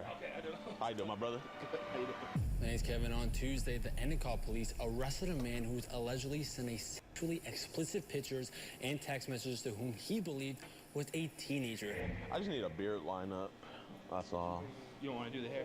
No, I'm bald, man. I just be wearing do-rags. He thought this was a 18-year-old girl, but the person who was receiving the graphic content was a YouTuber who goes by Gideon. You got a family yet? I mean, you might not got no family, man, but I mean, I know you probably got you a couple boo things or something. The YouTuber went to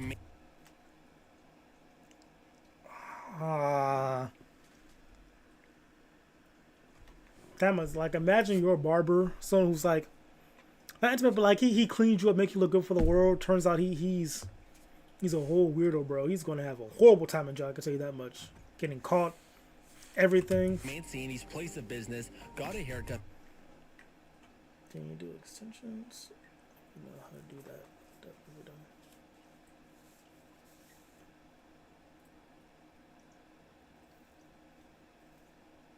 Before confronting him about the alleged victim. Yo, Nick, I don't think you're a bad dude or anything, but I want to talk. Most definitely a bad dude if you're talking to a teenage girl explicitly. What do you mean you don't think he is by definition a bad dude? You know, you gave me a fresh cut, so can we just talk about this? Yes, no? Or he like...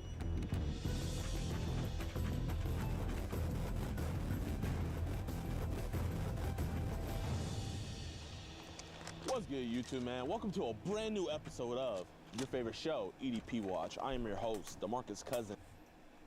He has not skipped a meal, I can tell you that much. He's been eating good. Love to see it. That's what wealth does to you.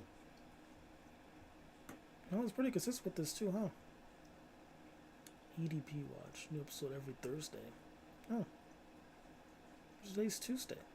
No, today's Monday, not Thursday.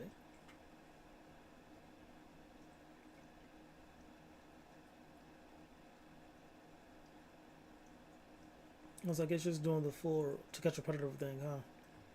I mean, it gets views, so like, why stop doing it? And today, we are in New York State, not city, state. We will get to New York City one day, but we're in more specifically Inwell. And today, we are meeting Mr. Nick Mancini. Mancini?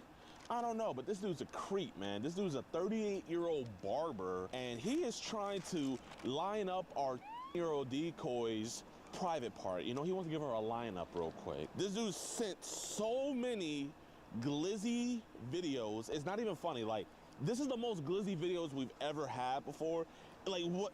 And like, he'll like message and say whatever he's saying while he's just choking the turkey. And we also have this video of him eating out a pillow while moaning our decoy's name. Do you know the levels of deviancy and goonery you have to do that? And not only do that, but to send someone a video of you eating out a pillow while saying their name? that is the first I ever heard such a thing. Maybe I'm not as big as Gooner I thought I was, or in the streets, like when it comes to just hearing wild shit. But like, you can't beat that. I feel like, what can you do with that type of person? I think they're too far gone. Sending dick videos all the time, eating out pillows. I just think like people like that just needs to be locked up, and I'm dare I say I'm glad he's finally getting locked up, bro, because that right there is some wicked behavior. I don't. That is just wild. That is insane work.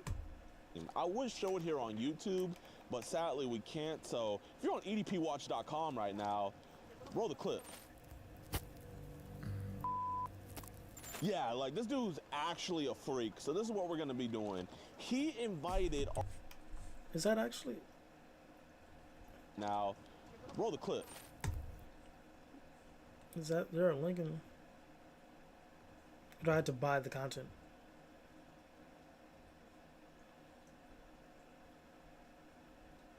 Okay, yeah, makes sense. You gotta buy the content. Yeah, I'm good on that. He's gonna go rent an Airbnb, but what we're gonna do is I set. Well, I want to talk. We'll duplicate this. We might watch this. I don't know. It looks like it's kind of frauding, but is there?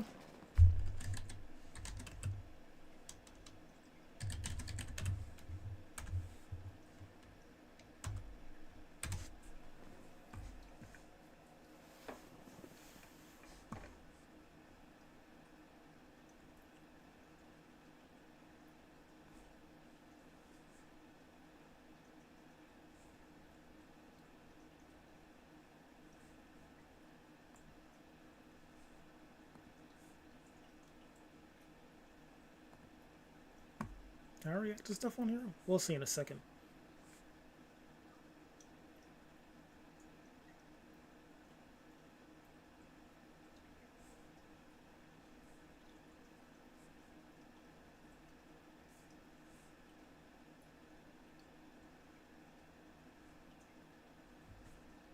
Yeah, we'll compare. We'll compare probably. Time to meet him, and I'm gonna get a beard lineup because I'm bald as hell. I don't need a haircut, but I'm gonna let him line up my beard. I really don't want him to, seeing what he does in those videos, but I'm gonna let him touch my face. Hopefully he doesn't recognize me, and then after the lineup and stuff, I'm gonna give him a tip. And let's just say, maybe this haircut's gonna be on the house. But man, without any further ado, I don't think I can watch this because, like, whenever I watch these videos, other people doing like to catch better stuff, like what they're doing is fantastic, but like they're trying too hard to be like Chris Hansen when it comes to like the quips, the snarkies and whatnot, and it doesn't hit. It feels forced. Like what he just said there, and I'm going to give him a tip. It's just like you don't believe that. You don't believe like when Chris Hansen does it, he does it in a way with confidence. It's just hard to explain, but Chris Hansen has to. I don't want to say the aura, but just the presence to do it, bro. Like when you do it, it feels a bit forced. Let's compare. Let's compare though. Let's see if Chris Hansen still's got it.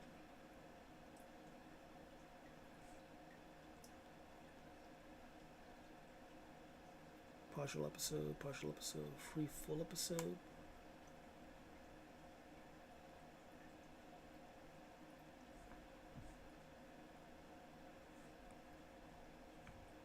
We'll see. We'll see if he's got it.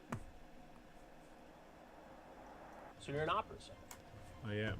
In Livingston Parish, Louisiana, this opera singer... Yeah, oh, like, actually just trying to copy Chris Hansen. Like, is it on purpose? Like, if it's on purpose, I guess, but, like, I don't know, it doesn't hit. What were you hoping would happen tonight? Meeting someone? Will soon be singing the Jailhouse Blues.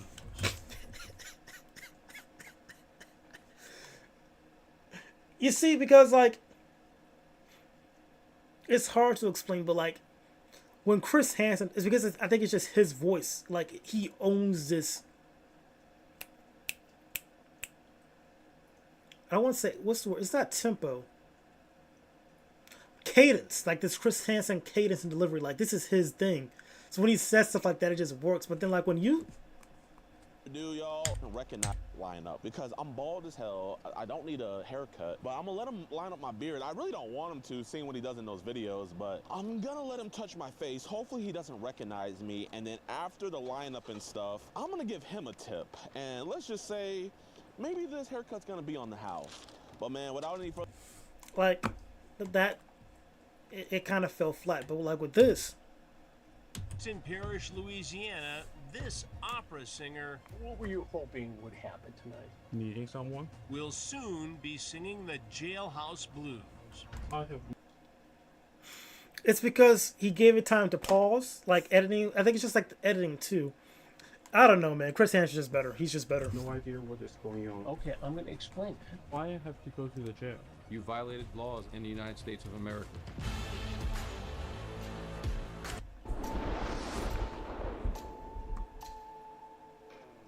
In Livingston Parish, Louisiana, the sheriff's investigation is underway with help from local agencies and We are going to call it Operation April Fool. Was this done? When was this done? June 19th, okay. A man going by the screen name Marvelous Pirate is chatting with an undercover detective posing as a 15-year-old girl. He asks if she's a good girl or a bad girl. 1 second, Troy texted me.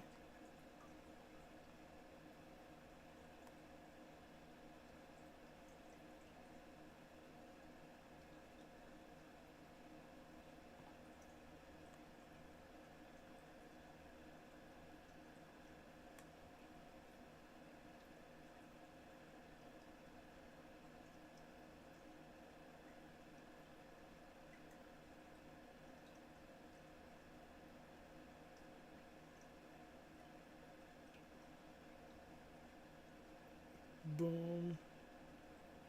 Gotta probably hang out with her at some point. Like, maybe it's just me getting lazy or something, but like sometimes I really don't feel like linked up with shorties. So I gotta like drive out to their place. And usually it's like a 20 to maybe 30-minute drive.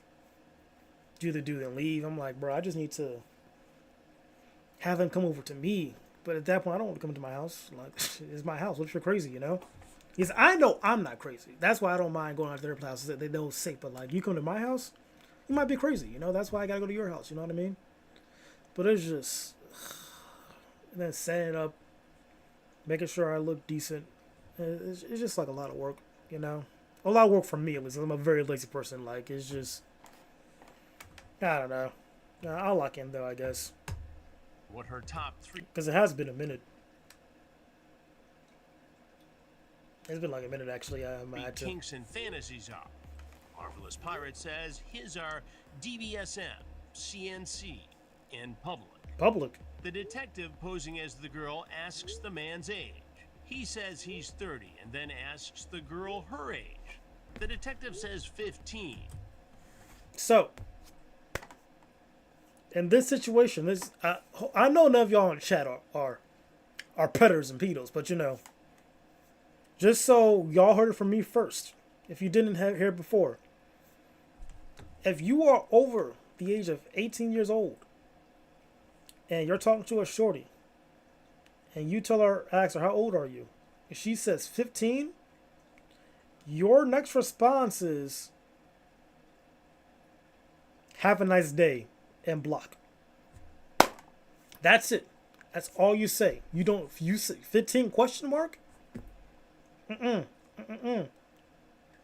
Now, if you're talking to a short, this is like a 0.0000001% chance this happens. But let's just say you're talking to a shorty. She says she's 15. You're like, excuse me? She's like, oh no, I'm joking. I'm not 15. I'm actually enter age. That is a red flag, buddy. That is an insane joke on first link. I'm not gonna hold you. Insane joke.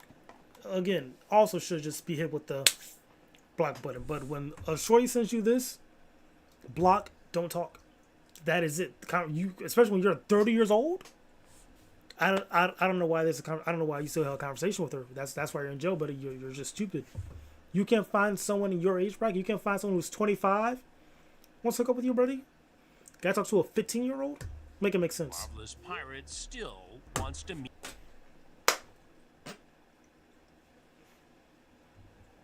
And then knowing that this just for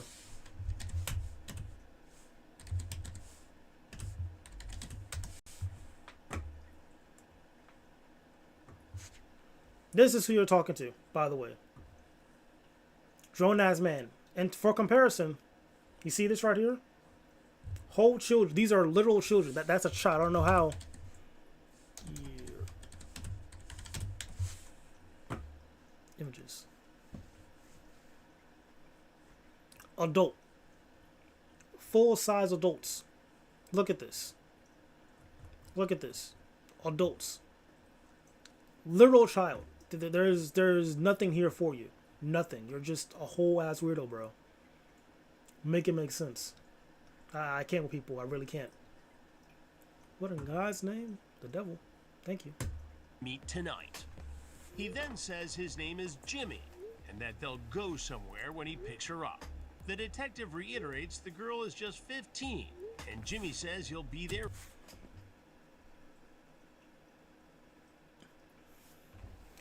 This man doesn't care.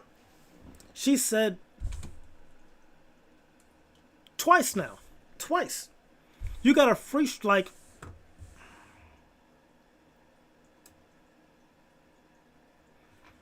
You can't help guys like that. They're just sick people. Sick people. Told you twice now. I'm 15. Don't tell anybody. He said he did not care. He said, I'll be there in 12 minutes. Ignore that message. He does not care. I can't. In 12 minutes. I learned the man is actually 32-year-old Sheng Ji. Then you lied about your fucking age. You're 32. Ugh. I can't. Livingston Parish Sheriff's Office and I wait for his arrival, which should be in a matter of minutes. Right on time, Sheng Ji arrives at the Sting House, and the decoy heads out to wave him in. He casually walks in, as I listen and wait. Horror farm right there. I'm not gonna hold you. When it comes to, it's just like my thoughts on child predators, rapists, people just done vile things in life. I feel like they for sure, we should be allowed to experiment with them. Like when it comes to things to better the future, like, you know, different pills and whatnot, medicines, instead of testing on like rats and animals, I say test it out on them. Only if this is my thing though, like to make sure it's balanced. Like if they are like convicted without a shadow of a doubt, like this guy right here, this is obviously a whole child predator. Like if he's convicted and whatnot with all this evidence, you're allowed to experiment on him. But if it's like in the gray area, throw them in jail. We won't experiment on them, if that makes sense. If they have hardcore evidence, you got all evidence behind that without a shadow of a doubt, experiment with them. Because I don't want someone who is, let's say, framed or whatnot, or maybe like a huge misunderstanding, like you were 18 and she was 17, to be experimented. I feel like that's just unfair. There's got to be a balance too, where like it's hardcore evidence, context to it as well. You get experimented on. I feel like for people like that with the rapists, child predators and whatnot, like make sure those guys get all the experimentation on, just to help better us too. Like let them be the small sacrifice to better our society. Not only are we taking out the predators and the garbage scum of the world, but at the same time we could use their bodies for something good, which will be, you know, finding new medicines, new cures and whatnot. I'm just saying, bro, like food for thought. Make sure I don't become like a politician or something like that, bro, because I'll be making crazy laws against criminals like this and whatnot, like harsh. What you want to do? Is this dude retarded? She has a whole tattoo on her leg. Like no ref.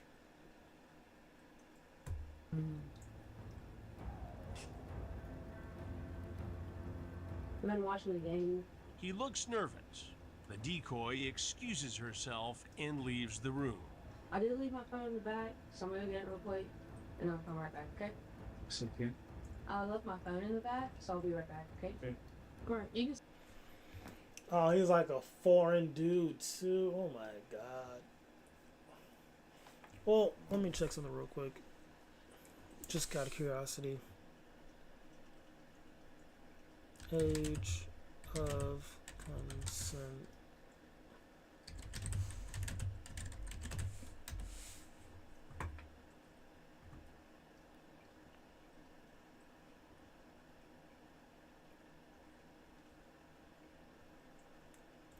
14 actually foul.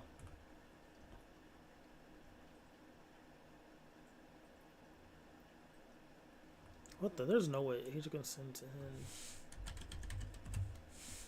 2025.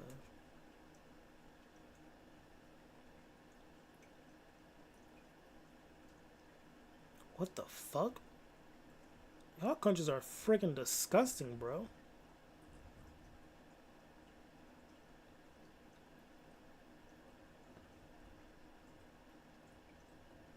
Let's say Thailand.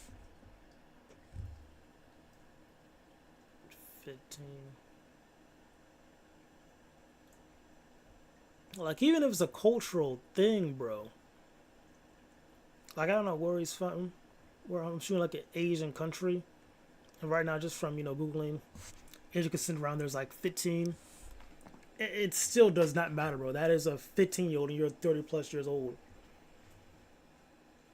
Like, even with age of consent being like 18, it's still kind of not.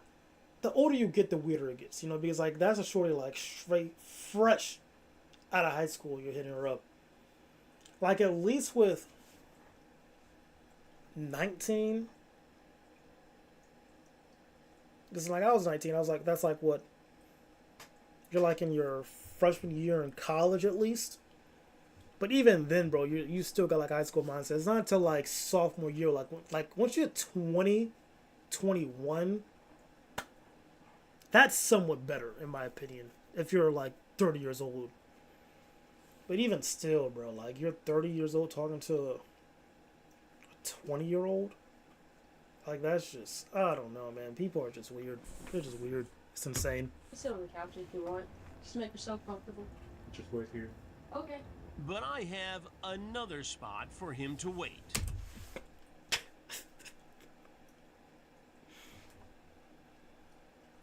You know why he does it better than Jvidian too? It's because he reviews the footage and makes commentary also. Like he could actually think of like a good punchline. Like he did this all off the dome. Maybe there was probably a couple takes. I saw cuts and whatnot. But it still didn't hit, you know what I mean? I feel like with him, he gets to take his time, figure out like a good, okay, what's a good punchline I could say right here? Formulated and say, you know? Actually, I'm going to want you to wait right on the couch. Take your hands out of your pockets, please. Take your hands out of your pockets. Take your hands out of your pockets and sit on the couch. Okay. Right over there. Right over here. What's going on here? I'm going to explain. I don't know if because like, maybe it's just a language barrier, but he sounds kind of slow, no? Is that just me? Oh, also got Ammo Cracker. Shout out my homegirl. She gave these to me. Fantastic gift. Because I really love Animal Crackers, bro. These are like the best snack. You tell me what's going on. Stand up real quick. Stand up. Sheriff's office, stand up. Because he was acting fidgety, the sheriff's office checks him for weapons before I have a chat with him. You sit down. Why did you come here tonight? Say it again. Why did you come here tonight? You chatted online with a girl, and then you came over to this house. Yes. What was your plan tonight? First of all, what's your name? Why we have the camera? Well, I'll get to that in a minute. I'll explain everything. I just need some information from you first. What's your name? May I know what has happened right now? I'm going to tell you. Okay. I love Chris Hansen. But this is hard to watch, man, because the language barrier with you. Like, he's just out of it. Like, I need a good conversation. And, like, it's just like a slight disadvantage for him. So, like, the cross-examination doesn't hit as much. So, it's an unfair advantage for Chris Hansen. But still, I think the whole beginning intro, he did his thing for sure. Let's get this guy a chance now. Further ado, y'all, let's go on and go to the barbershop. Let's get this freak. We're heading over to the barbershop right now. So whenever I text you, pretty much that's when I want you to call him and be like, oh, I'm here. And then We'll see if he goes outside or not. All right. Appreciate you. All right. Well, talk to you soon. Peace. All right, man. So we're just YouTubers coming into town, trying to get a fresh cut, you know, line up the beard before our filming session. This area looks a little rough. Let's keep God first. We got this, man. Man, this is a nice barbershop. What's good, my man? Yes, sir. Okay, I do. How you doing, my brother? Good. How you doing? Appreciate you, man. I need to look fresh for my video shoot. All right. First time in New York. Not as big lights as, you know. Is it cool if I vlog it? Yeah. Okay, appreciate you. I didn't never had that request. From LA, my bad. You know, we be doing it different. I just need a beard lineup. That's all. You don't want to do the hair? No, I'm bald, man. I just be wearing do-rags. All right, what are you thinking? Please welcome the Fantastic Four. We do family dinner every week. That's up. Stop it, Johnny. On July 25th. Time to save the planet. What's with your beard? I have such high hopes for Fantastic Four, you don't even know. Like, I am praying for that movie to be peak. Y'all understand how much I love Fantastic Four? Like, just as a kid. Like, that's just like, as the show shows, or the trailer show, like, they're just like a superhero family almost. And that dynamic they have with each other, I like that a lot. Like, yeah, other teams do that too. Like, I think X-Men's a good example of kind of having like that dynamic a little bit with just, you know, camaraderie or whatnot. Avengers too.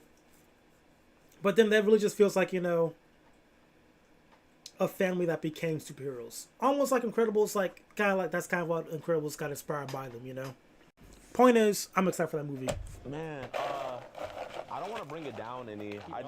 Yeah. I want to keep it as high as possible, man. What's your name? Nick. Oh, yeah. My bad. How'd you hear about the shop?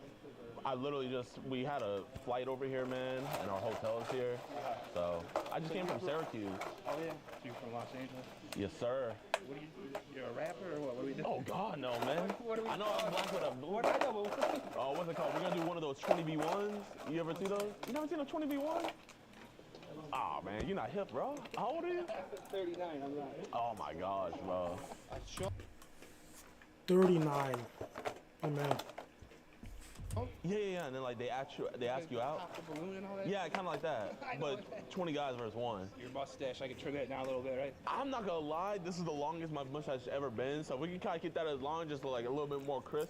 You know what, I'm gonna let you do your thing, man. You the barber. Yeah, we're gonna be crashing over here tonight. Then tomorrow I'll head to New York City for the shoot. I used to live there a little bit in New York. Really? How'd you like it? I liked it. I don't know if I could do it my whole life. You know what I mean? I feel that. But I went to school down there, and I lived there for a little bit after 20 years. Man, I mean, you don't look 30, man. 40. You're 40? 39. Oh, my God. You got a family yet? Nah, I don't think we're gonna have that one. I mean, you might not got no family, man, but I mean, I know you probably got you a couple booth things or something.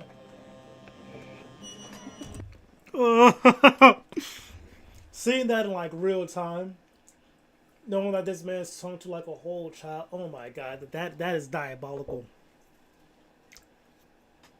Whatever you try to do, you should not be interested in it, then they come.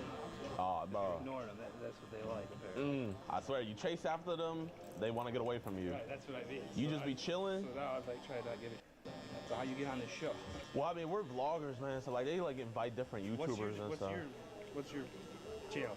Like Lifestyle J. How long you been pursuing that? How long? Man, well, I've been doing YouTube since I was like 12. Yeah. Like, ever since I was a kid, man, I wanted to do YouTube. Like, you probably remember when YouTube was first invented. Yeah, basically, yeah. It was like, not shunned upon, but like, you know what I mean? I don't know. I'm old. How long you been cutting here? I've been here for like 3-4 years. I started to work late in my life. How long you been here for? Whole time. Really? Oh, you like it here? Yeah. That's good, man. I apprenticed here. Oh, so they taught you how to barber? I don't know, I was in a real bad place. Me and my girlfriend broke up. And I broke my ankle. I had like plates in my ankle and shit. Mm-hmm. Oh my goodness. What went wrong? As we're talking to 39 years old, man.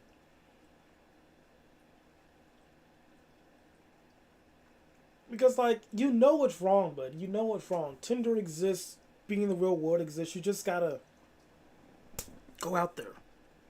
Go out there, King. Figure it out. You could do it. You didn't figure it out though. I'm starting to realize, bro, like everyone probably needs like a me in their life, just someone who could set you straight, talk to you real. Oh, that was gross. Because I really give like the best advice, and I'm really just I'm a great ear to have. I'm a fantastic listener. I think I'm like probably top 5 in the world when it comes to being a good listener. You can't do it. You don't believe in yourself. So I had my friend who just died a few months ago from drugs, and I would cut his hair a little bit because he's the only one who let me do it, you know?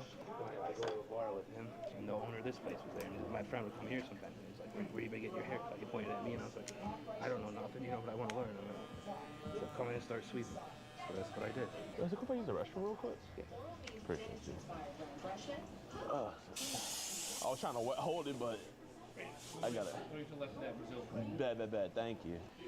Where'd he go? He's on the phone with the decoy. Sorry, my man.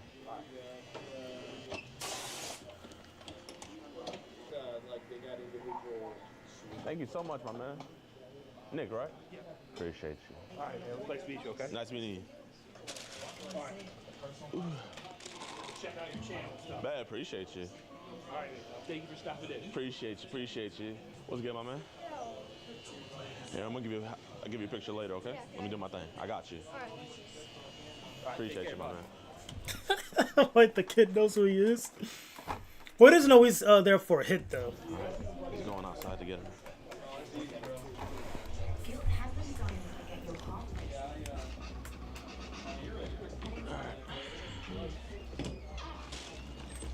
I think he's like calling her.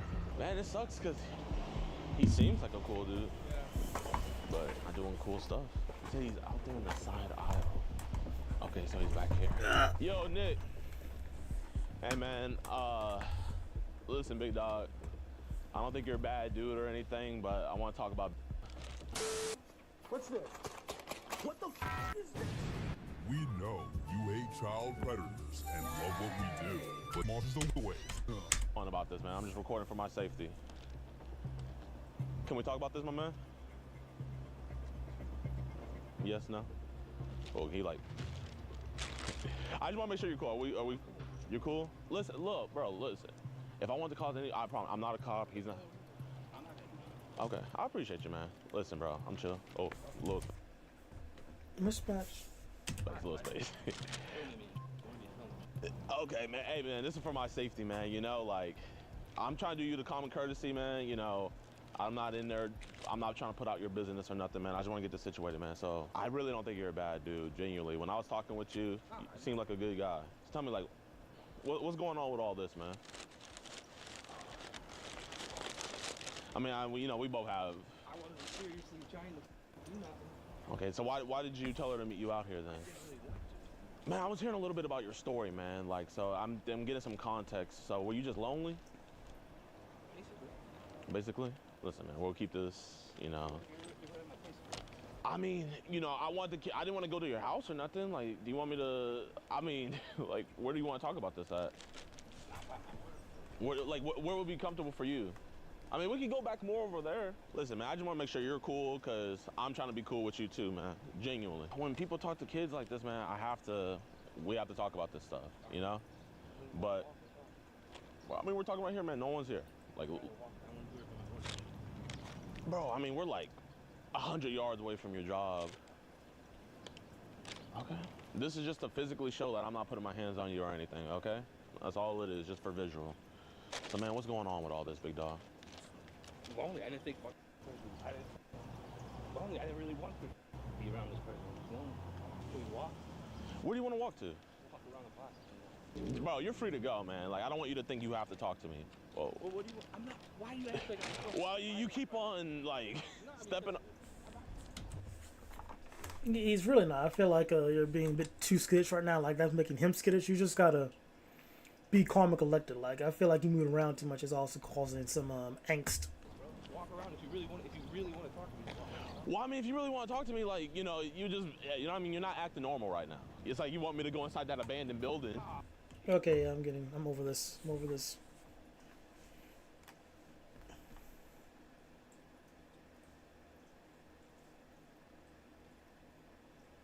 What the?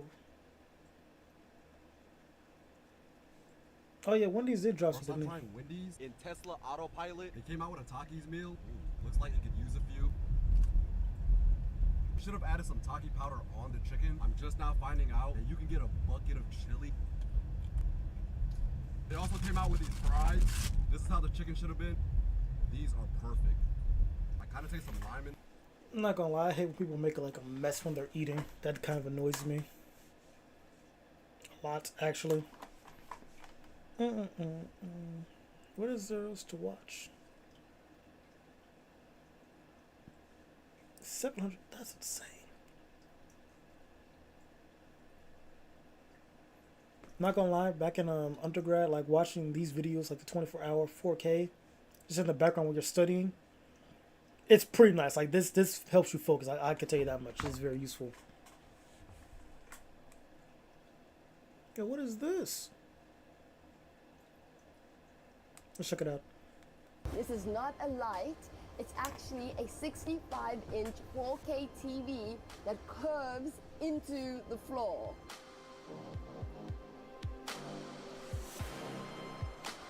The Vision V is basically a cinema spaceship on wheels.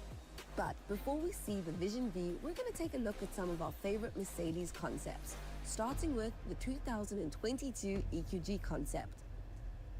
The first ever all-electric Mercedes G-Class, blending iconic design with zero emissions power. This is the world's only concept EQG. It looks pretty surreal, to be honest. Look at the side strip. I mean, the side strip is sick. Oh, yeah. Wow. Yeah, I feel like I've like stepped into like a snowy Yeah. dream. All right, put it to drive. It's so silent. Wow, that's so strange. No, it's that like. is- I don't know what it feels like I'm in, but it doesn't feel like a car. Before our next Mercedes concept, don't forget to check out svxcars.com. Range sustainable four-door coupe powered by next-gen AI. That is nuts. I mean, this looks like a spaceship, man. Nifty. The thing that you kind of notice immediately is the roof. These individual stars that you see at the top are also reflective, so the light coming from the inside actually will reflect off of these stars, which make them all look like they're illuminated. Now paying tribute to the C111 is the 2023 Vision 111, a super futuristic all-electric supercar with a sleek orange and black gullwing design. This car's all about aerodynamics. So we've got two massive front vents. We have this large windshield that you can actually look right into the car. At the back, you can actually put messages on it. Our seats are designed kind of like racing seats in the fact that your knees are higher than your butt. Next on our list is the 2022 collab with the late fashion visionary Virgil Abloh, a luxury off-roader that honors his legacy. The idea behind this car is to take very classic Maybach components, take the luxury aspects, and just rough it up a little bit. When have you ever seen a seat like this? I mean, just look at it. I don't even know how to describe this thing. That looks pretty fresh. It looks pretty Probably fresh. one of the most amazing concept cars ever, the 2021 Vision Avatar, a futuristic electric concept with a unique organic Oh yeah, that's an design. old one right This there. thing is basically a clash of the titans between Like they said, the 2021. Cobra Avatar and Mercedes. This is my favorite part of the car. What you have are 33 scales. When you brake, it turns red and they all move like this. But then when you accelerate, they all press forward and turn blue. So when I turn it left like this, when I tilt it, we turn like that. When I turn right, And finally, the latest concept by Mercedes, the 2025 Vision V, a luxury van that is also literally a cinema on wheels. At the front, light up Mercedes grille and the world's first illuminated Mercedes star. And on our bonnet, our power domes actually connect to the inside, which I've never seen before. Pretty cool. There is no I'm loving the hair right now, but that is fantastic hair right there. glass at all. And we've got the Mercedes star in crystals and really cool indicators. On the side, world's first Mercedes light up rims, inspired by Maybach 24 inches. And look at how big this is, 5.5 meters. Let's check out the back. Our lights at the back go all the way around. And look how cool the indicators are. And we've got Mercedes-Benz Vision V in the middle. The Vision V is characterized by innovative aesthetics. The use of chrome trim elements and the transparent illuminated louvres create a great mix of traditional and future. Okay guys, let's get inside. Before we get inside, if you're passionate about supercars, parent. We've got a welcome message. Hi, Supercar Blondie. Our facial recognition. Okay, let's get inside. Facial recognition is pretty fresh for a car. I'm not gonna hold you. That's pretty cool. And check this out. We've got our side step that's illuminated. Oh my goodness. Check this place out. I feel like I'm in a luxury private lounge. This is so beautiful. Only 2 people?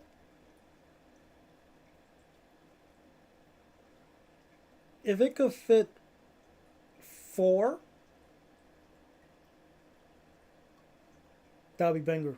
That'll be gas. Like have it the seats kind of turned to the side, but that could swerve a little bit. The TV, like make it just a little bit bigger. 4 people could enjoy it in the back. That would be almost the perfect van right there. But just 2 people could enjoy that. It's just like a Beautiful. So right over here we've got our partition. You can see through to the drivers, but it can go into privacy mode, and our windows can go into privacy mode as well. How crazy? There are 42 speakers throughout this whole car, which is just amazing, and 7 projectors. So 7 projectors, and I'll show you why the projectors are so cool.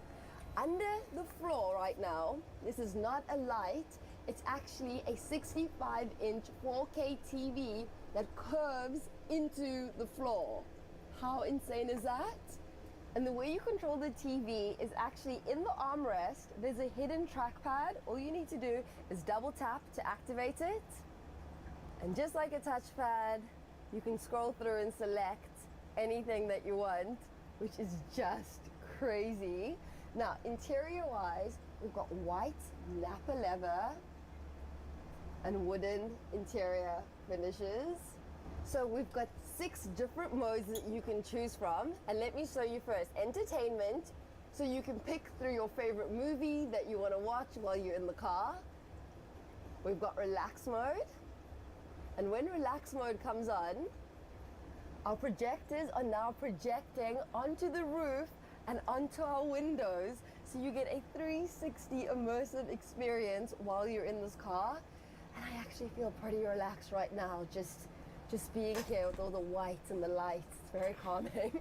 Our next mode is gaming, and we even have our own. This is pretty nice. I'm not gonna hold you. Like for luxury, this is what I'm thinking of right here. I like that. Controller. Let's play. And you guys know what I'm driving, right? The AMG F1. Oh, here we go. Oh my goodness, I'm losing already. Bless our heart. I think I'm gonna stick to real cars. I don't know how you guys do this. Okay, we can cut this bit out the video, right? Next mode is work mode, and look what happens when you change modes. Whole 3D projection. And in work mode, you can actually take meetings. So right now I'm joining a call. Check this out right over here. We've got this camera, so the camera can see me. Hi guys! Work meetings in your car on a 65-inch screen. That's pretty tough right there, bro. Zoom in your car while you're driving. Nah, I respect that. I like that. Now next mode, shopping. Let's see what we've got. So they've made it like you're walking through an actual store, and you've just got shops on your right and your left coming at you. This is absolutely insane. And now this is my favorite mode. This is Discovery. And what happens now is... Oh my God.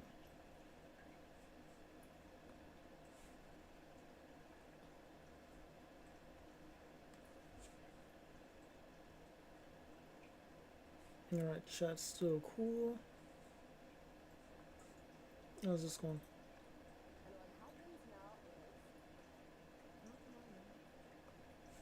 Yeah, chat's still good over there too. Not you.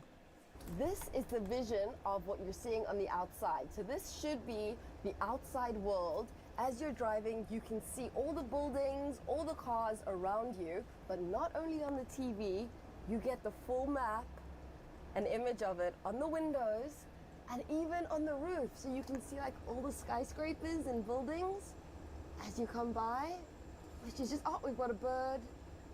It's just crazy. Now, if TV isn't your thing and you want to go a little bit more old school, check this out. We've got chess pieces here because in our tray table, this is actually a chessboard. So you can just be sitting and relaxing with your friend, playing chess on the way to an event. Not bad, not bad, not bad.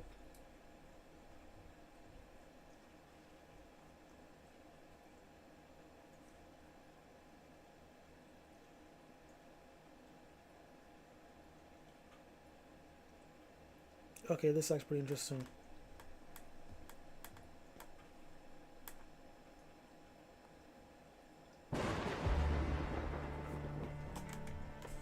Hi guys, and welcome back. Windshield just above, cameras for the side mirrors, just a very aggressive looking front in the traditional Brabus carbon fiber setup.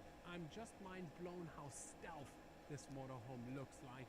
And here Brabus Big Boy 1200 actually stands for the length, which in this case is 12 meters long, 4 meters. Now, what's the interior looking like, bro? Can I bring the homies with me? Slide outs, which makes the living room area more than 30 square meters big, which, to be honest, is just as big as people's living rooms. Wow. I love the black. You know why it's black? Because all Brabuses actually come in black as first edition. And I love the blackness of it. It just makes it look so stealth. I would like to point out a few of the doors here that open up. Obviously, we have the storage just above for surfboards or any longer luggage that you may have. Golf just clubs. underneath. You know what we have underneath? Yeah, the brain, the whole electric setup. Exactly, electric setup. And just to enjoy this bedroom. Yeah, to be honest, you could actually sleep here. You also have the water hose here, so in case you come from the beach, you want to hose down your sand from the shoes, you can do that, or from your soles. And there's also warm water. Warm water, As it has electrical a extra plug, tub. and there's also a whirlpool. What is it, Patrick? It's a dryer and a washer. Correct, a dryer and a washer. So Not bad. Everything for you to use that you need. Now from here we get to see the slide outs and how far they actually go out. We have 4 of them, 2 on this side and 2 on the other side. And this would be the back of leather stitching, and of course the side mirrors with cameras. The steering wheel, big and sturdy, is just about to go on a long, nice journey. Seats which are leathered. But does it connect to the back? Because I don't. If I can't walk to the back or switch out easily, I don't like that. When it comes to RVs. Cooling and heating system, and very comfortable to be quite honest. I just want to press the start button now for a long trip to the middle of nowhere and not let anyone know where we're going. This man's very soft spoken too. Thoughts on the cockpit? No shame in that. My dear brother, what do you say? They did a lot of stitching, because usually they come in this really out scratching it anywhere. And voila. I just love the play of carbon fiber, by the way, making this. Ladies and gentlemen, we have shown you most of it from the outside. Now, ladies and gentlemen, it's time for the interior. I am mind blown, to say the least, because the space is just humongous for a motorhome. Starting off with your flynet just here, elegant railing, walking up the stairs which are padded with carpet. I mean, it's already setting the tone of the luxuriousness we will discover right here. Now this would be the heart of the motorhome because of the 2 slide outs that we have on the left and on the right, which you have seen as we toured outside. We do have a very spacious area here. Do keep in mind, this is a motorhome. It's absolutely crazy. We have 2 skylights above which are automated. You can open and close them. Actually have blackout curtains as well. It's nicely padded, the ceiling cove here, indirect lighting, shelves, What's interesting about the sink is that the tap has a function for water which is boiling, for gas water, cold water, hot water, so basically a lot of options, and that's something I have not yet seen in a motorhome, but in a luxurious villa which we have toured before. Electrical plugs are here, big picture window just there, automatic blinds that you can put up and down. Gaggenau induction is also present with the extractor nicely inbuilt. And now for some of the storage units. Drawer just here, everything has a lock system obviously because this motorhome moves. That is true. Inlay with carbon fiber just there. Here we have Fisher and Paykel dishwasher. Oh. Just here, the Gaggenau oven. And here more storage, nicely locked. And yes, Patrick, more storage just here. And it will happen. Track lighting is also installed here. It's really stunning and super, something they took from yachting. We have the, to be honest, what I love about this motorhome, by the way, is that you have window front to the right, to the left, and on the ceiling, so you do get a lot of natural light coming into this place if you would like it to be. Right here we have your first couch setup. This table, which has the inlay carbon fiber plate with the just up front is the cockpit that we have already toured, and surprise surprise, if you need another bedroom you can slide it down from here. Perfect. Now scooch in. We have storage units on the right, center and on the left. We have a TV setup, spotlights, reading lights, and just a super cozy ambiance, and continue with your life. These indirect lighting, which is also your charging spot for your mobile phones. Oh, that's not bad. I know. Come on, man. I was here when we had the tour. Hello. So you put your phone here, it charges, and just above we have the smart home system as well, which is super cool because you can close windows, you can change order, you got storage for the shoes. Sweaty bedroom, and I just have to say, wow. It is so spacious. Look at me, I'm 183. There's at least 2 meters above me. Skylight illuminating the space. You can also open it for fresh air ventilation. Big mirror setup here with this shape, which is repeated throughout the ceiling cove, just there and there. So you have a repetition of. There's no privacy for the bathroom, bro. Like it looks like an open door. Symbols. Did you call them symbols, Patrick? Did you just poke your nose? Did everyone get to see that on camera?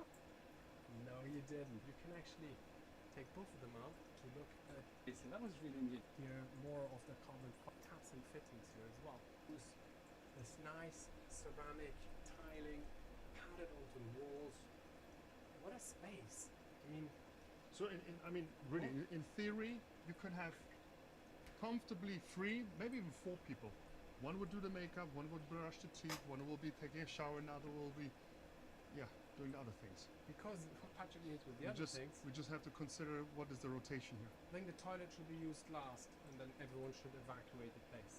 And what I absolutely love, and you mentioned it before, is actually the top window there, which you can open. You can have it like if you're somewhere in summer, you just open the thing nice and. Here, ladies and gentlemen, with more than 4 meters in width, we have on a boat or on a boat, on a yacht, padding on the walls. The bad thing There's is always here, of course, you have blinds, the mood lighting, your hanger. Here we have the drawers with the locks, of course. Bottom ones under the bed is. You have an entire desk to set a digital more of a luxurious bedroom. So wait for that. Press the button. Performance meets precision. From high performance tuning to Not bad, not bad, not bad. Actually, I kind of messed with that. Oh, fuck off. No way.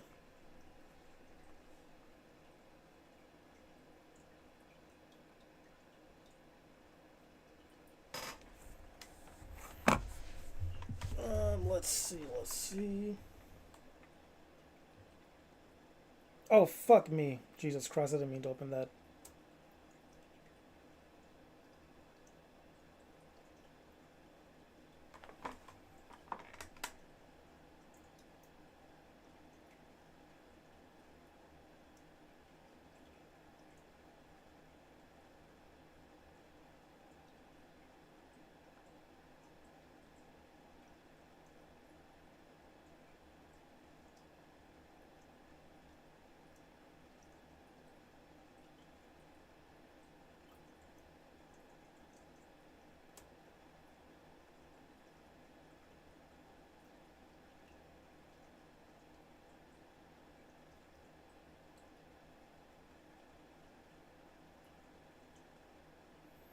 Oh my god, bro. I was trying to freaking peek at Shorty's message and not open it.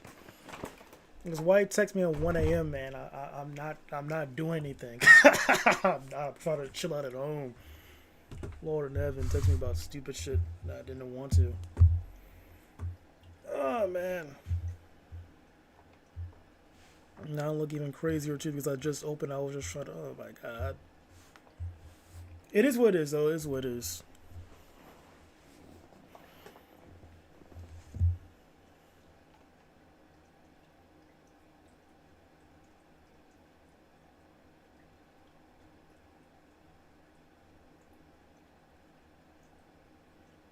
Alright, if we're texting them, I might as well flirt a little bit, keep them engaged somewhat.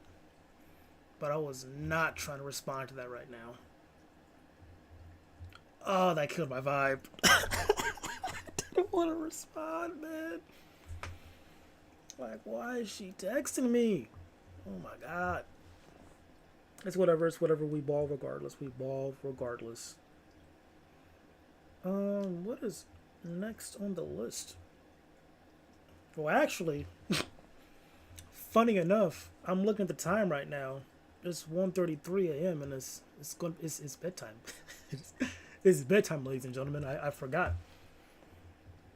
So yeah, I guess transition. There it is. Oh my goodness.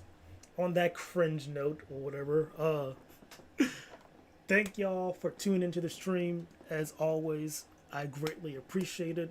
It was fun. Kind of just washed stuff and chilled out, and that's kind of what I'm looking for. Just good vibes, energy, you know.